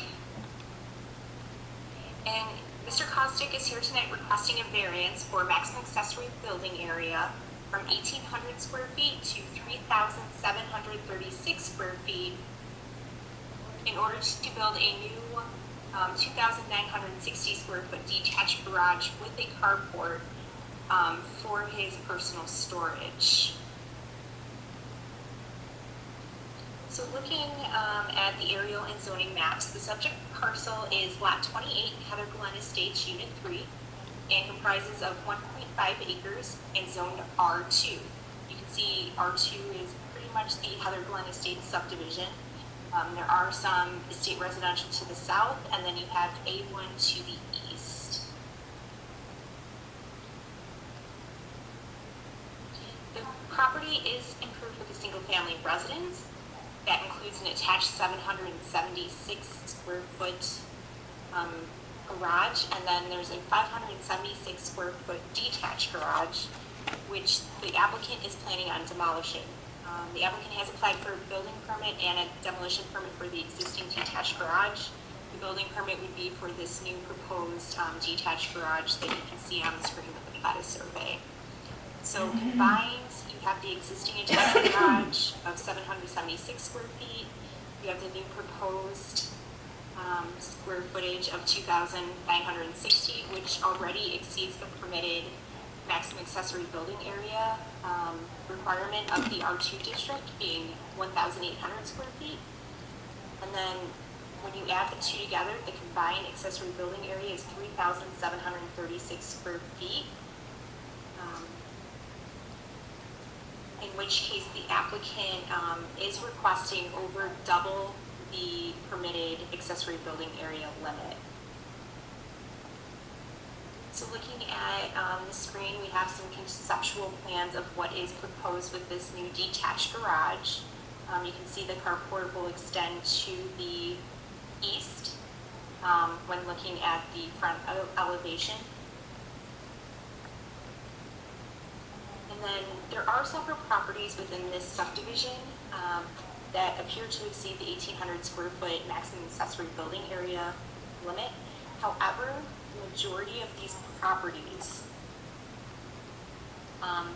tend to fall within the 10% permitted requirement, so they could qualify for what's called an administrative adjustment, which would be a variance that staff could do in the office. In 2018, there was a variance approved on this property on Heather Glen Court that approved a variance request for 3,108 square feet of accessory building area. However, due to the subject property requesting nearly twice the amount of permitted limit, this would exceed even what was approved previously with the variance in 2018. And staff finds that this could affect the character of the neighborhood. Looking at the subject property, this is looking south from Heather Glen Lane. And then this is looking at the existing detached garage at the proposed location of the new detached garage that will go there and house some of the vehicles and materials you'll see in the next slide with the new proposed garage. And then looking from this new location of the proposed detached garage north towards Heather Glen Lane, looking east and west along Heather Glen Lane, looking east towards Share Road, looking south from the center of the property, and looking southwest from the center of the subject property. So the variance standards review criteria that are typically evaluated are the plight of the owner is due to unique circumstances, and the variance if granted will not alter the essential character of the locality. Staff finds that the applicant could potentially meet the 1,800 square foot requirements with building a 1,024 square foot detached garage. However, it is the applicant's preference to build a building larger than that and to require the variance to be able to build such building. And thereby staff does not find that there is a unique circumstance present to necessitate the variance. Also, as previously mentioned, the combined accessory area is over double what is permitted in the area, and it is the largest accessory building area within this neighborhood. So it could potentially negatively impact the character of the area. The other criteria have been evaluated within your staff packets. And with that, of the agencies notified, none objected. The health department did provide their sign-off approval for the building permit for the new detached garage. Staff is recommending denial of the variance request due to the lack of a hardship, and as well as not finding a unique circumstance for this request, and the potential for impacting the character of the neighborhood. And with that, this concludes staff's analysis. Thank you. Does anyone have any questions to staff? No? Okay, thank you. Are there interested callers on the line in this case? Okay, Mr. Chairman, we just have one call-in user, so I'm going to unmute them. Okay, call-in user, are you here for zoning case ZC 20041, which is a variance for maximum accessory building area over in Manhattan Township?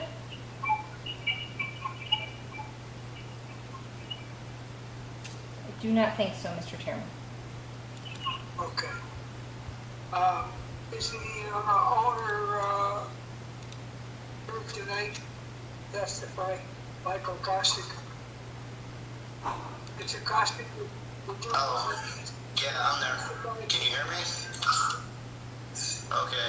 Yeah, I just want to add a couple things to why I'm doing what I'm doing. For one, as you can see in the pictures, you can see I have recreational vehicles. I have a trailer. There's a lot of things that do sit outside in the elements. One thing, when I did apply for this permit, 960 square foot of this is not enclosed. It is just a roof over. It's just a roof over a pad. That being said, the only reason why I did that is because there is a big tree over there, and it does, and the weather gets bad. I just try to keep whatever's under that port, like my trailers, from getting any damage on those vehicles, which, you know, we're out in the open out here. We do get pretty bad weather out here, so that was the reason for that, not knowing that the 960 square foot was going to add all of that square footage. So it's not like I have a 3,700 square foot building. It's not a 3,700 square foot building enclosed. I think the building ends up being like 2,000 square foot enclosed, and the rest is carport, 960 square foot with just a roof over it. Yeah, and plus we do have the attached garage, which I do know that's where we're getting those numbers from. But my biggest point was just the roof was the carport roof, because it's not enclosed. It's just a roof to protect my equipment, or not my equipment, my trailer, I should say. Okay, thank you, sir. Is there anything else you'd like to add? No, not at this moment, no. Okay, thank you. Nate, was that taken into consideration as storage space and storage area for this number consideration? I can answer that, Mr. Chairman. In terms of accessory building area and building structures, anything that has a roof and supported by walls is considered a building, so it would add to the accessory building area. Okay. So in this sense, that's where you get. Not under these circumstances, huh? Correct. Okay, thank you. Commissioner Kiefer would like to verify that neighbors were notified and received no communication from any of the neighbors. We have not received any objections or communications from neighbors.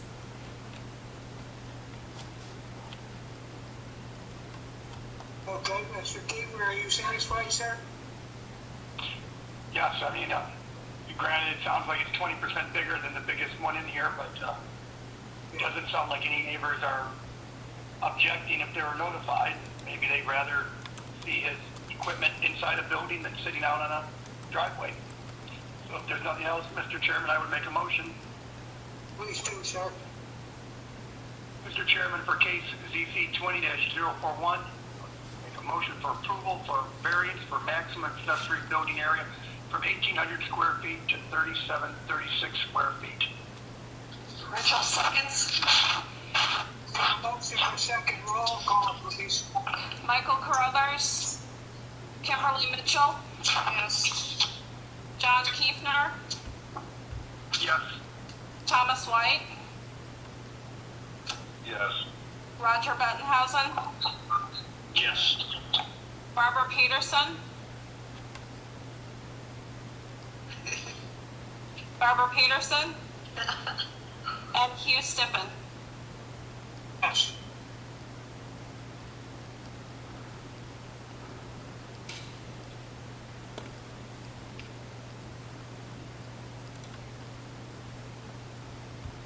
All right. So you passed, Mr. Costick.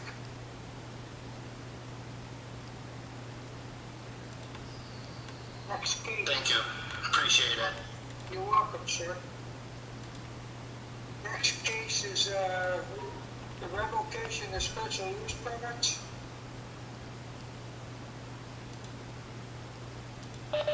What you have on your schedule also, Janine? What I have is zoning case ZC 20044 up next.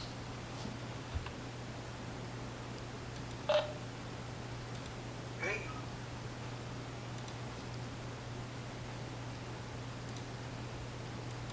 I'm just trying to open it up. The PowerPoint was in use, so give me 1 second here to get this going. I have ZC 20044. Correct, so I have 044, and then we just have the 2 temporary use permits to round out the night after this. I don't have that. Let's see.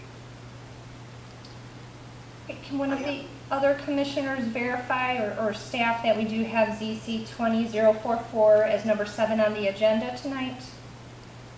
I have it. We do, Janine. Okay, thank you. I'm not arguing about on the agenda. I'm saying I don't have physically a copy of that case. I'm sorry, I misunderstood, Mr. Chairman.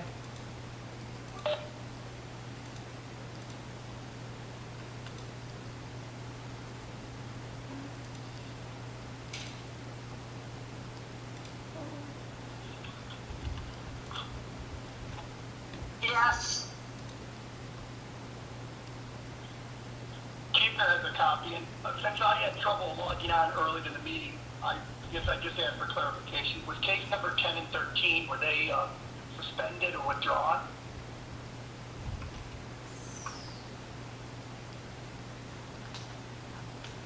Margie, can you answer him? Because I don't have control. Can you answer John Kiefner? 10 and 13 here, I don't know, Mr. Kiefner.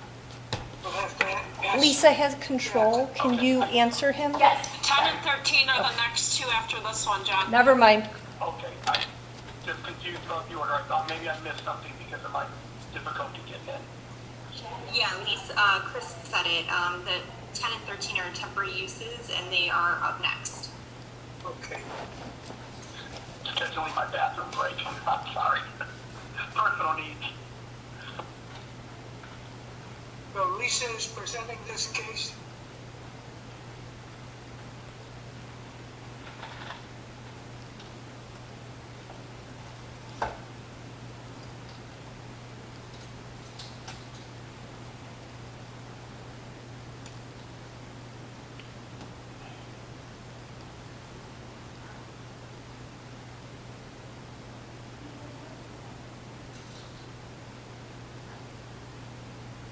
Lisa, you're on mute.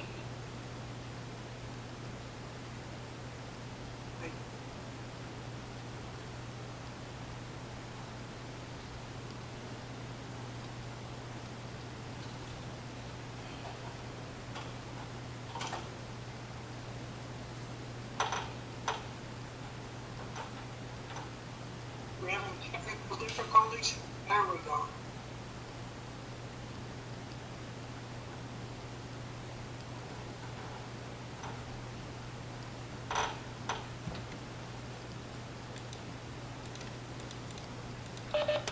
Okay, Lisa, I'm going to have to stop sharing and then redo this. So try unmuting yourself now, please. Yes, I am.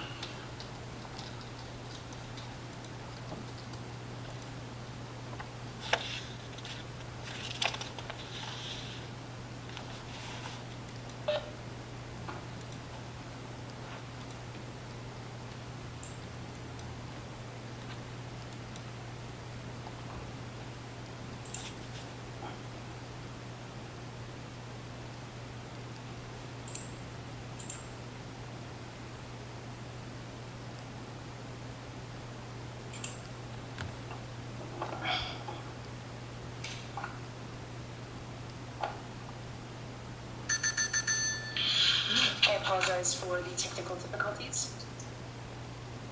This is zoning case ZC-20-044. It is an application for a variance for maximum accessory dwelling unit floor area from 650 square feet to 2,000 square feet.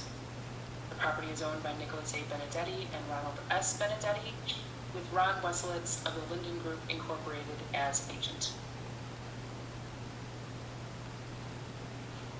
The subject parcel is located on Bar and Cedar Roads in Wilton Township. The parcel shown here on the GIS aerial outlined in red measures 10 acres in lot area with 467 feet of lot frontage on Bar Road and 426 feet of lot frontage on Cedar Road, making it legal and conforming to the A1 zoning district standards. The parcel was divided off of a 78.22 acre agricultural property by deed in 2019. A residence previously stood on the property for which demolition permit number 1900859 was obtained in May of 2019. Excuse me. The property is currently vacant. There are no inventoried wetlands located on the property, but there is a small area of Zone A floodplain located at the far northwest corner of the property. The applicant met with staff for a pre-application meeting on January 30th, 2020 to discuss plans to construct a primary residence and accessory dwelling unit of equal size. At that meeting, staff advised that the owner of the accessory dwelling unit provisions of the zoning ordinance, which state the floor area of an ADU may not exceed 49% of the gross floor area of the principal dwelling unit on the subject lot. excluding any attached garage, or 650 square feet, whichever is less, per section 155-10.10. Following the meeting, staff provided notes to the owner citing the full text of section 155-10.10C, which pertains to accessory dwelling units. The owners are pursuing the variance for maximum accessory dwelling unit floor area to construct a primary residence and an accessory dwelling unit of approximately 2,000 square feet each. The zoning map shows that the property is zoned A1, as are all of the adjacent properties. This is a view of the subject parcel looking west. This is a view of the subject parcel looking northwest. This is a view of the subject property looking southwest. The applicant stated that the cargo containers on the property are used for storage of construction materials in anticipation of obtaining a building permit. Staff advised the applicant that the cargo containers are permitted for the storage of construction materials with a valid building permit and encouraged the applicant to obtain a building permit to bring the cargo containers into compliance. This is a view of the adjacent properties looking north. This is a view of the adjacent parcels looking south. This is the plat of survey for the parcel. I apologize for the poor quality. This is the conceptual site plan submitted for the parcel. The detail at right shows the two proposed residences outlined in green, which would both be connected to a shared attached garage. The conceptual site plan lists the square footage of each residence, showing both to be of equal square footage, exceeding the 650 square foot requirements for accessory dwelling units. As a reminder, this is a conceptual site plan, and the applicants are applying for a variance to allow the construction of an accessory dwelling unit with 2,000 square feet of floor area, which is over 3 times the 650 square foot requirement. Based on the criteria by which staff and the Plan Commission are required by ordinance to evaluate, staff finds that the plight of the owners is not due to unique circumstances. The owners do have the option to construct an accessory dwelling unit that conforms to the zoning ordinance requirements. Their desire for additional square footage is based on preference. Staff finds that the variance, if granted, will alter the locality. Per the conceptual site plan submitted, the owners are proposing to build what is essentially a duplex, which does not conform to the intent of the accessory dwelling unit provisions, which are written to allow for an in-law suite or similar. Staff is recommending denial of the request, and this concludes staff's analysis. Thank you. Does anybody have any questions of staff? Okay, thank you. Is the owner or applicant available? Yes. Yes. Okay. Thank you for taking the time, Board. I do have a couple of words prepared about the project. It's my understanding that... The name and address first before you go start. Go ahead with the group. Oh, I'm sorry. Yeah, go ahead. Your name and address. Ryan Wesselitz. Address at the office is 10100 Orland Parkway, Orland Park, Illinois. Thank you, sir. I'll go ahead. I didn't mean to interrupt you. No, that's fine. Anyway, I do have some prepared words I'd like to say, but first, there was a little confusion on the submittal for the 2,000 versus the 1,600 square feet, which was on a plan as 1,495 or 1,500 square feet anyway. We'll go forward with the 2,000 square foot for the accessory dwelling unit right now, just for the sake of this variance. The proposed residence that was to occupy the 10-acre site was designed to be a single-family residence with an attached garage and an accessory dwelling unit as stated. The entire building would be approximately 9,600 square feet. The garage is 6,000 square feet. Primary residence is 1,600 square feet. The accessory dwelling unit is 2,000 square feet. The residence proposed is for the sole use of the owners. Care has been taken to place proposed single-family residence and the attached garage on a portion of the property that has a number of trees that shield the residence, less than impact on the surrounding area, which is primarily open farmland. The structure has been placed approximately 240 feet from Cedar Road and 50 feet from the nearest property lines, 300 feet from the rear resident property line, and approximately 275 feet from the south property line to offer a buffer between the adjoining properties.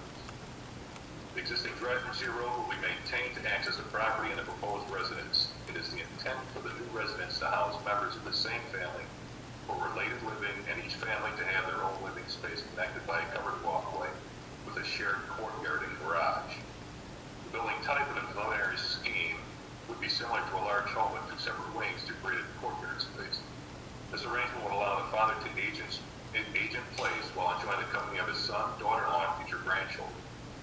The proposed size of the accessory dwelling unit will also allow room for additional caregivers if needed. The proposed structure will be designed and built following the current building code of Will County. All utilities and proposed residential utilities will be designed appropriately for the residents. Since the property is 10 acres, it allows for plenty of privacy and open area to accommodate this design. It is not the intent to rent or sell any portion of the new residence, as it will be built for the needs of the new owners. The accessory dwelling unit is currently allowed in Will County and currently allowed to be 650 square feet without the requirement for a variance.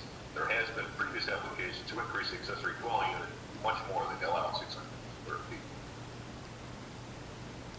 The variance for the accessory dwelling unit for this 10-acre parcel would be to increase the allowable 650 square feet to 2,000, which would have little impact, if any, to the surrounding property.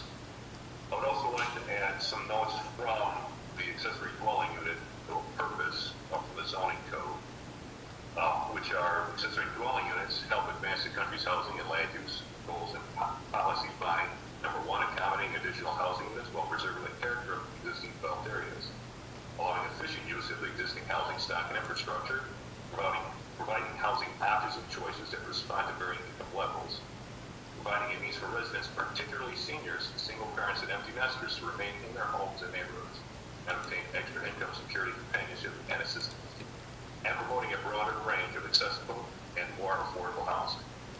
I appreciate your time, staff, and board. That's my comments. Does anyone on the board have any questions? No questions, thank you, sir. We're going to ask for call-ins and see if we have any concerned citizens or objectors.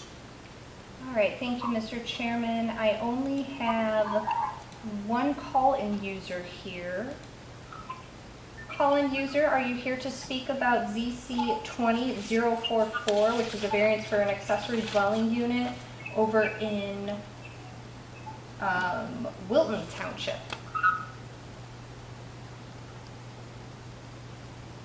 Do not think so, Mr. Chairman. And that is the only person here.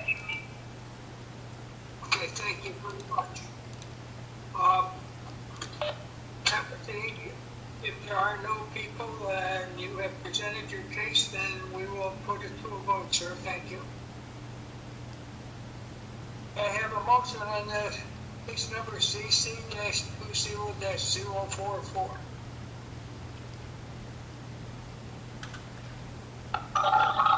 Mr. Chairman, in regards to case number ZC-20-044, I move for the approval of a variance for maximum accessory dwelling unit floor area from 650 square feet to 2,000 square feet. Okay. Keep it on second. I have a motion and a second. Roll call, please. Michael Carruthers.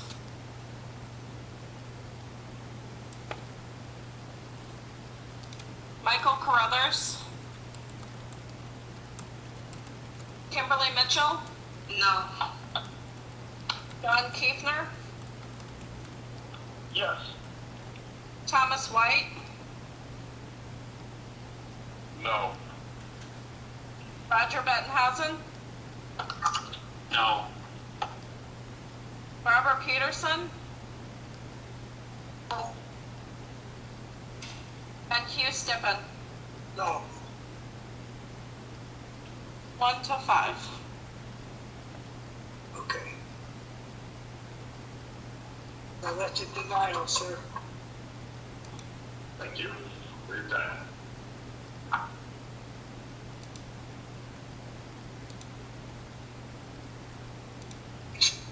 Cases EUA-20-010, is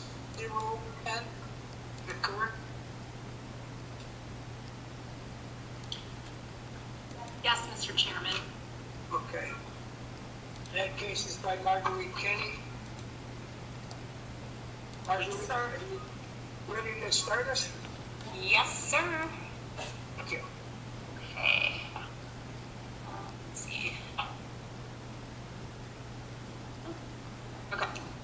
So, temporary use permit TUP-20-010 is a temporary use permit to allow 2 male pet pigs to live on an R3 zone property.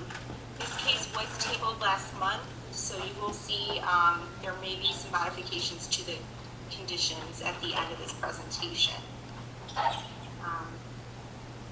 So going over, the owner and applicant is Todd Northrup, and he is requesting this temporary use to allow his 2 pet pigs to live on his property located at 27007 South Juniper Drive in Crete. Some details regarding this temporary use permit. The subject property is zoned R3 and lies within the Smitty's Lakeview Estates subdivision. As mentioned, the applicant owns 2 neutered male potbelly pigs.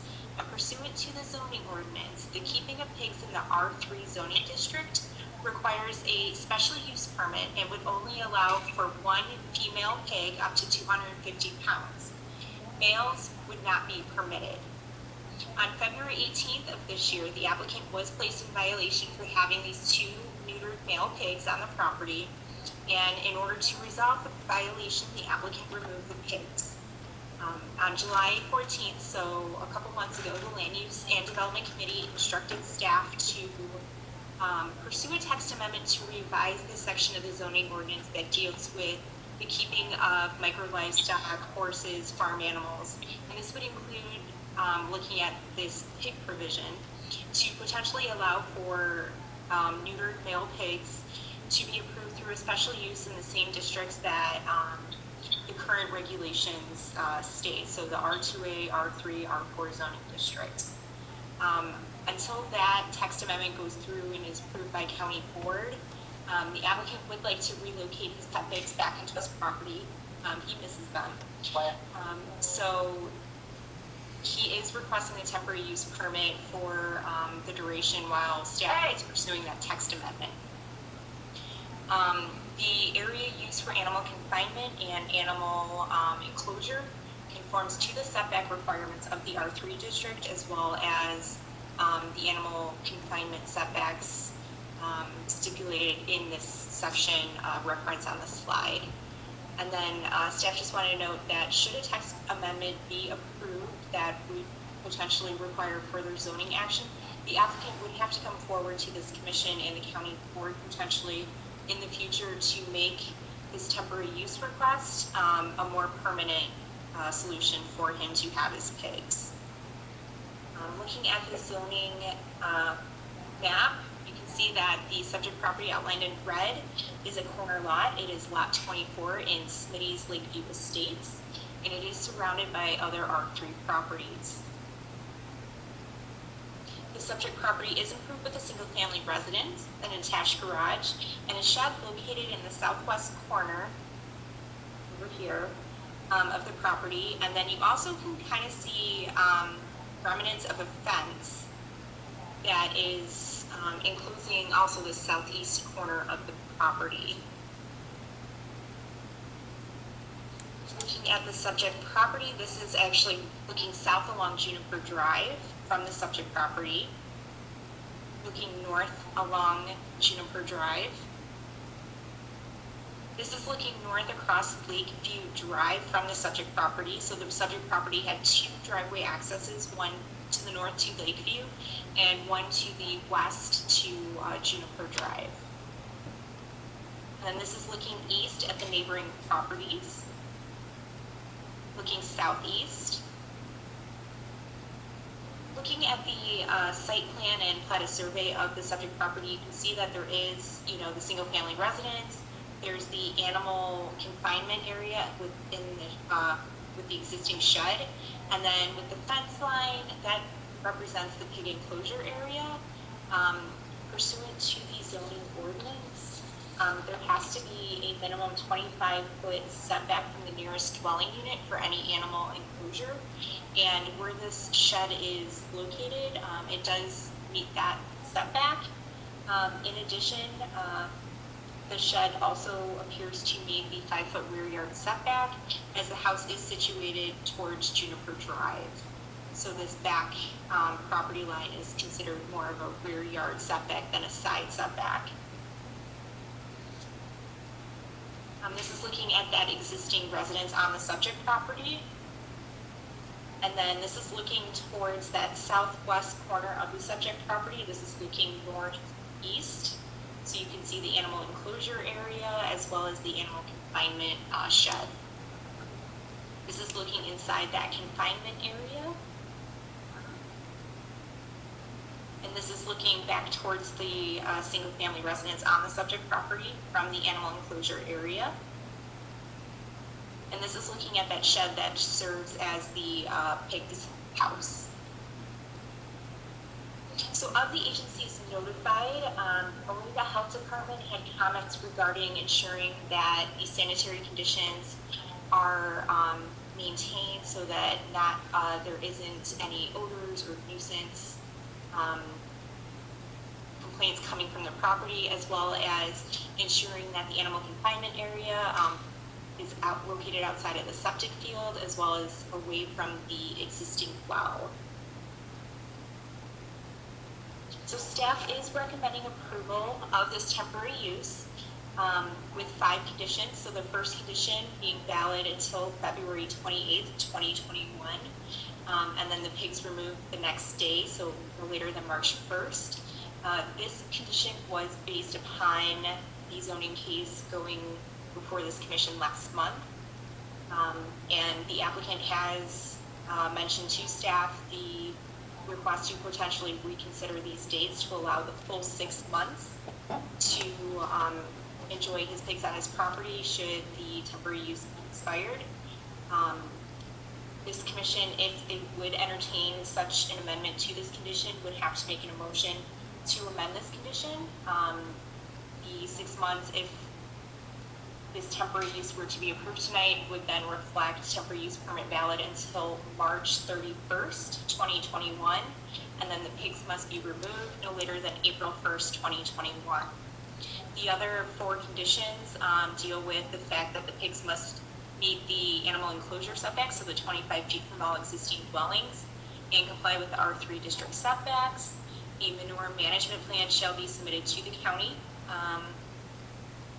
to make sure that any type of, manure does not create any external, issues to property owners. Same thing with condition number 4, that an odor control methods are practiced when removing it, and then any waste should be contained in a manure storage structure. And with that, I'm happy to answer any questions you may have. No questions. Does any of the board have questions? Yes, I have one. Go ahead, please. Margie, it's Barb. Hi, Barb.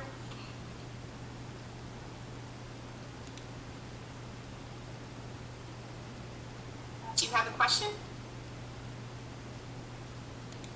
Oh, she froze. It looks like she... I have a question. Go ahead. Hello? I can hear Margie. I can hear you. Can you hear me? Yes. Okay.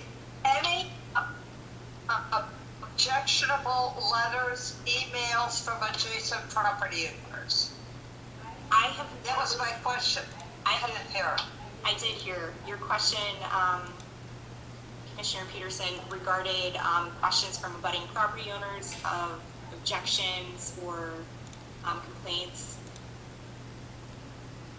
And to answer that question, we have not received any letters of objection, concern, complaints from neighbors.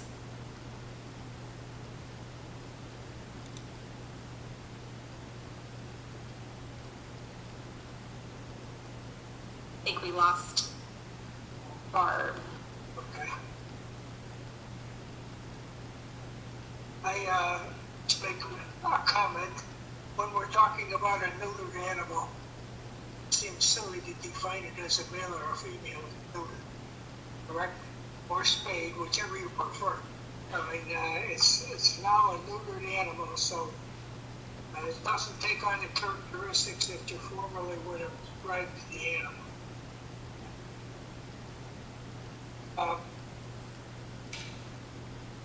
Barb, are you back? Get your question answered to your satisfaction, Barb?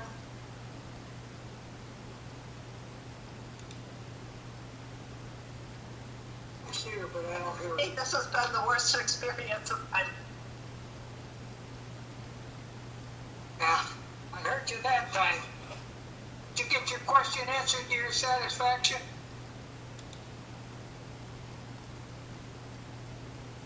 Yeah, it's all right. I should have even asked it. Okay. Anyone else have any questions?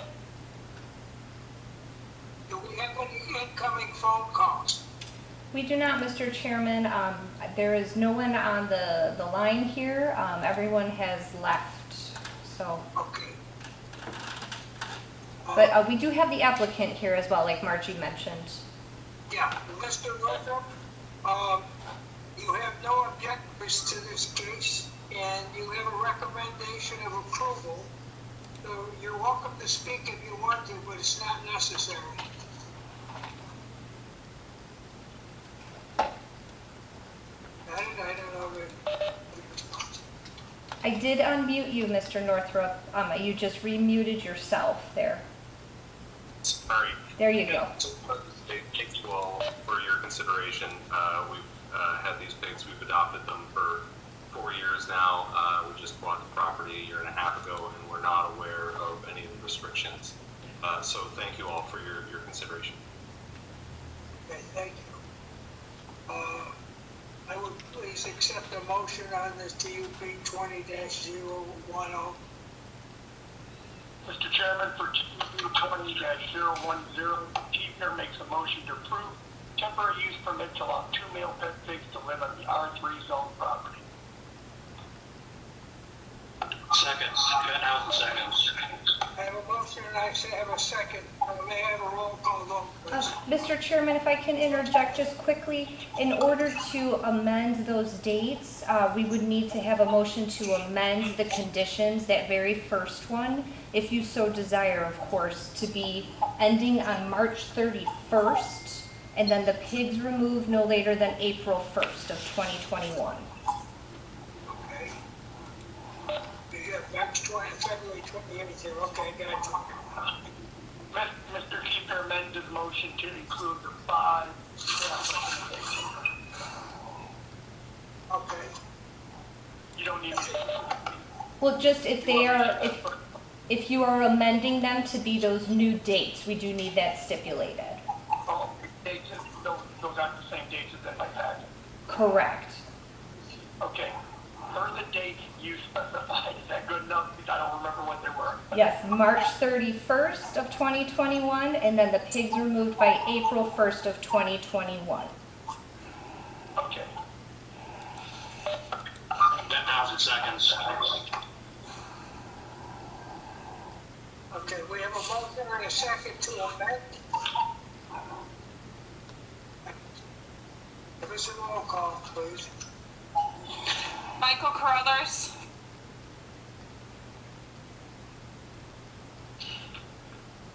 Kimberly Mitchell. Yes. John Kiefner. Yes. Thomas White. Yes. Roger Bettenhausen. Yes. Barbara Peterson. Yes. And Hugh Stippen. Yes. Now, would you go ahead with your vote for the approval of the, Michael Carruthers. Kimberly Mitchell. Yes. John Kiefner. Yes. Thomas White. Yes. Roger Bettenhausen. Yes. Barbara Peterson. We lost Barb. And Hugh Stippen. Last case. Barbara Peterson.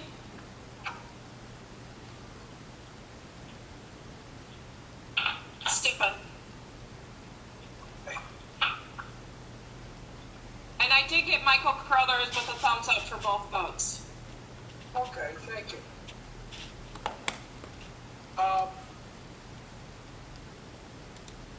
The local use permit has been approved.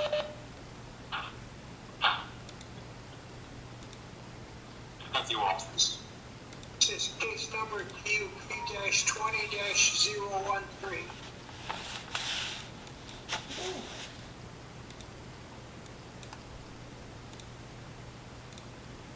All right, Mr. Chairman. Last case here. Temporary use permit CUP 20013 is a temporary use permit for a fall festival with paintball activities. This is in relation to the Craig and Laura Tracy property that's located over in Monee Township. This is an annual request. It has been ongoing since 2012.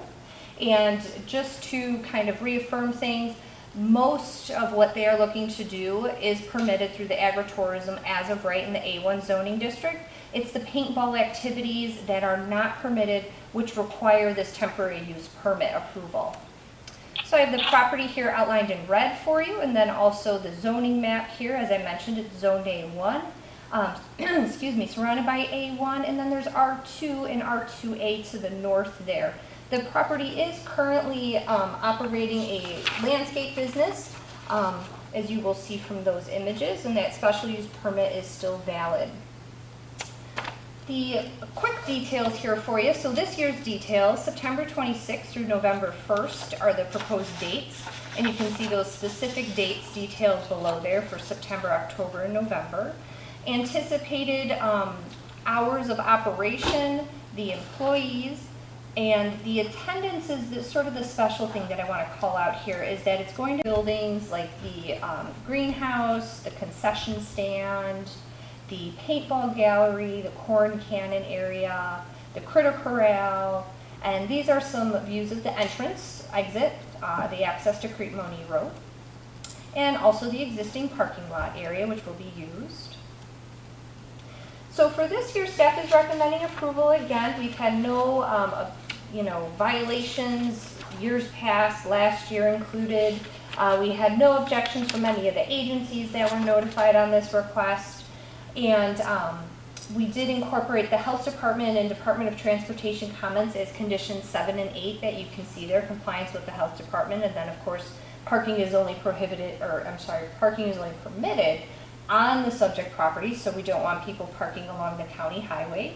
And the other conditions are, again, are standard ones from years past. The date has been updated, of course, for condition 1, but you will also see condition 2 added this year, which again is regarding the COVID-19 pandemic, and that attendance and operation of this temporary use is, of course, subject to those overriding regulations.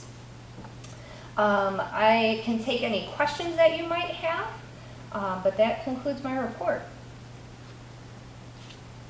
I have no questions. Anyone else?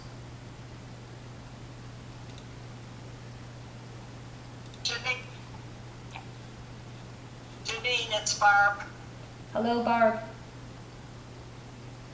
Okay, I just want to say that this is a very popular, important business in the area. They are a marvelous business for everyone, and everyone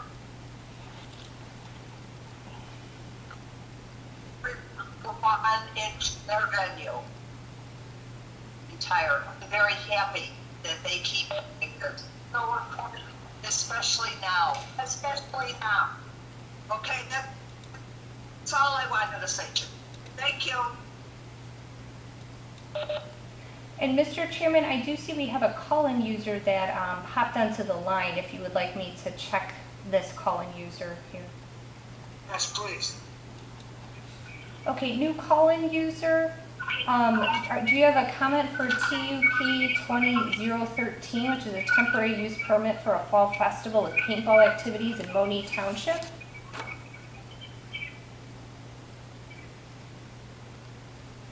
Okay, I guess not, Mr. Chairman. Okay, thank you.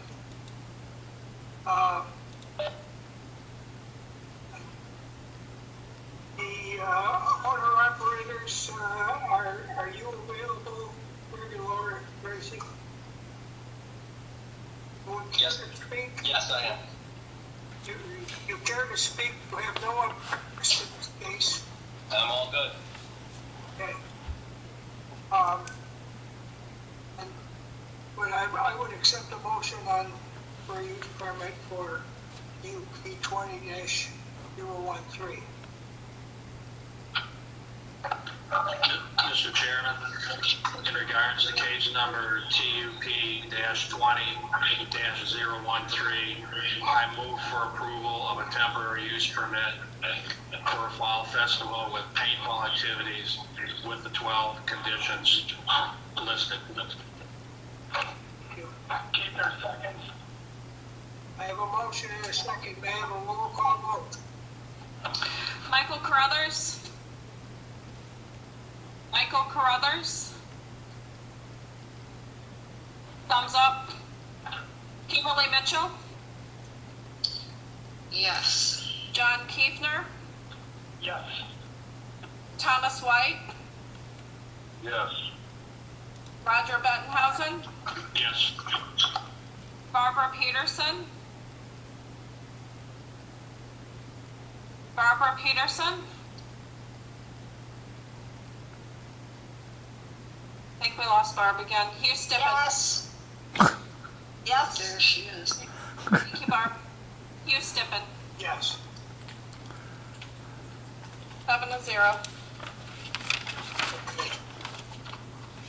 Chris? Yeah. Yes, Barb? Chris, could I add something?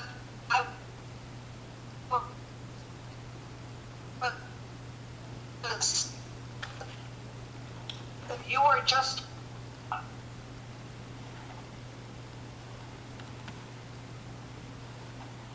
You're muted, Barb. I couldn't hear you. About that. Am I mute?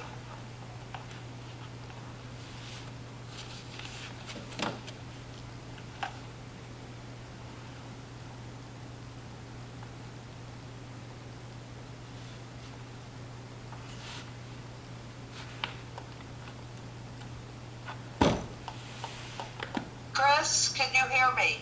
I hear you now, Barb. Well, call me tomorrow. Okay. Oh, okay. My vote for that correction was yes. I got you. I got it. Thank you. Thank you. Thank you. Wow. Talk about blood pressure. Gentlemen, your case passed anyway. All right, thank you. You have a great night. Time tonight. Also, All right, goodbye. goodbye. We have nothing else on the agenda, as far as I can see. So we just have to announce the next meeting. And next public hearing will be October 6th, That is correct, Mr. Chairman. October 6th is our next meeting. We do not have a second September meeting. Okay, thank you. And with that, I'll ask for a motion to adjourn. So moved. Now the seconds. Moved a second. All in favor, say aye. Aye. I want to thank everybody, especially the staff, for all the amount of work that went into this. Thank you, Mr. Chairman. I know it's not ideal. We did our best, though. We made it through. So thank you to everyone, all the commissioners and staff members. Thank you, guys. I appreciate it all. It's probably at least an hour to our time. Doing it electronically, and that frustrates everybody. But I thank you all for coming into attendance, and we'll see you next month. All right, we'll see you October. Hopefully we'll be back in person. But okay. Yeah, fingers crossed. Yeah. Thank you. All right, bye everyone. All right.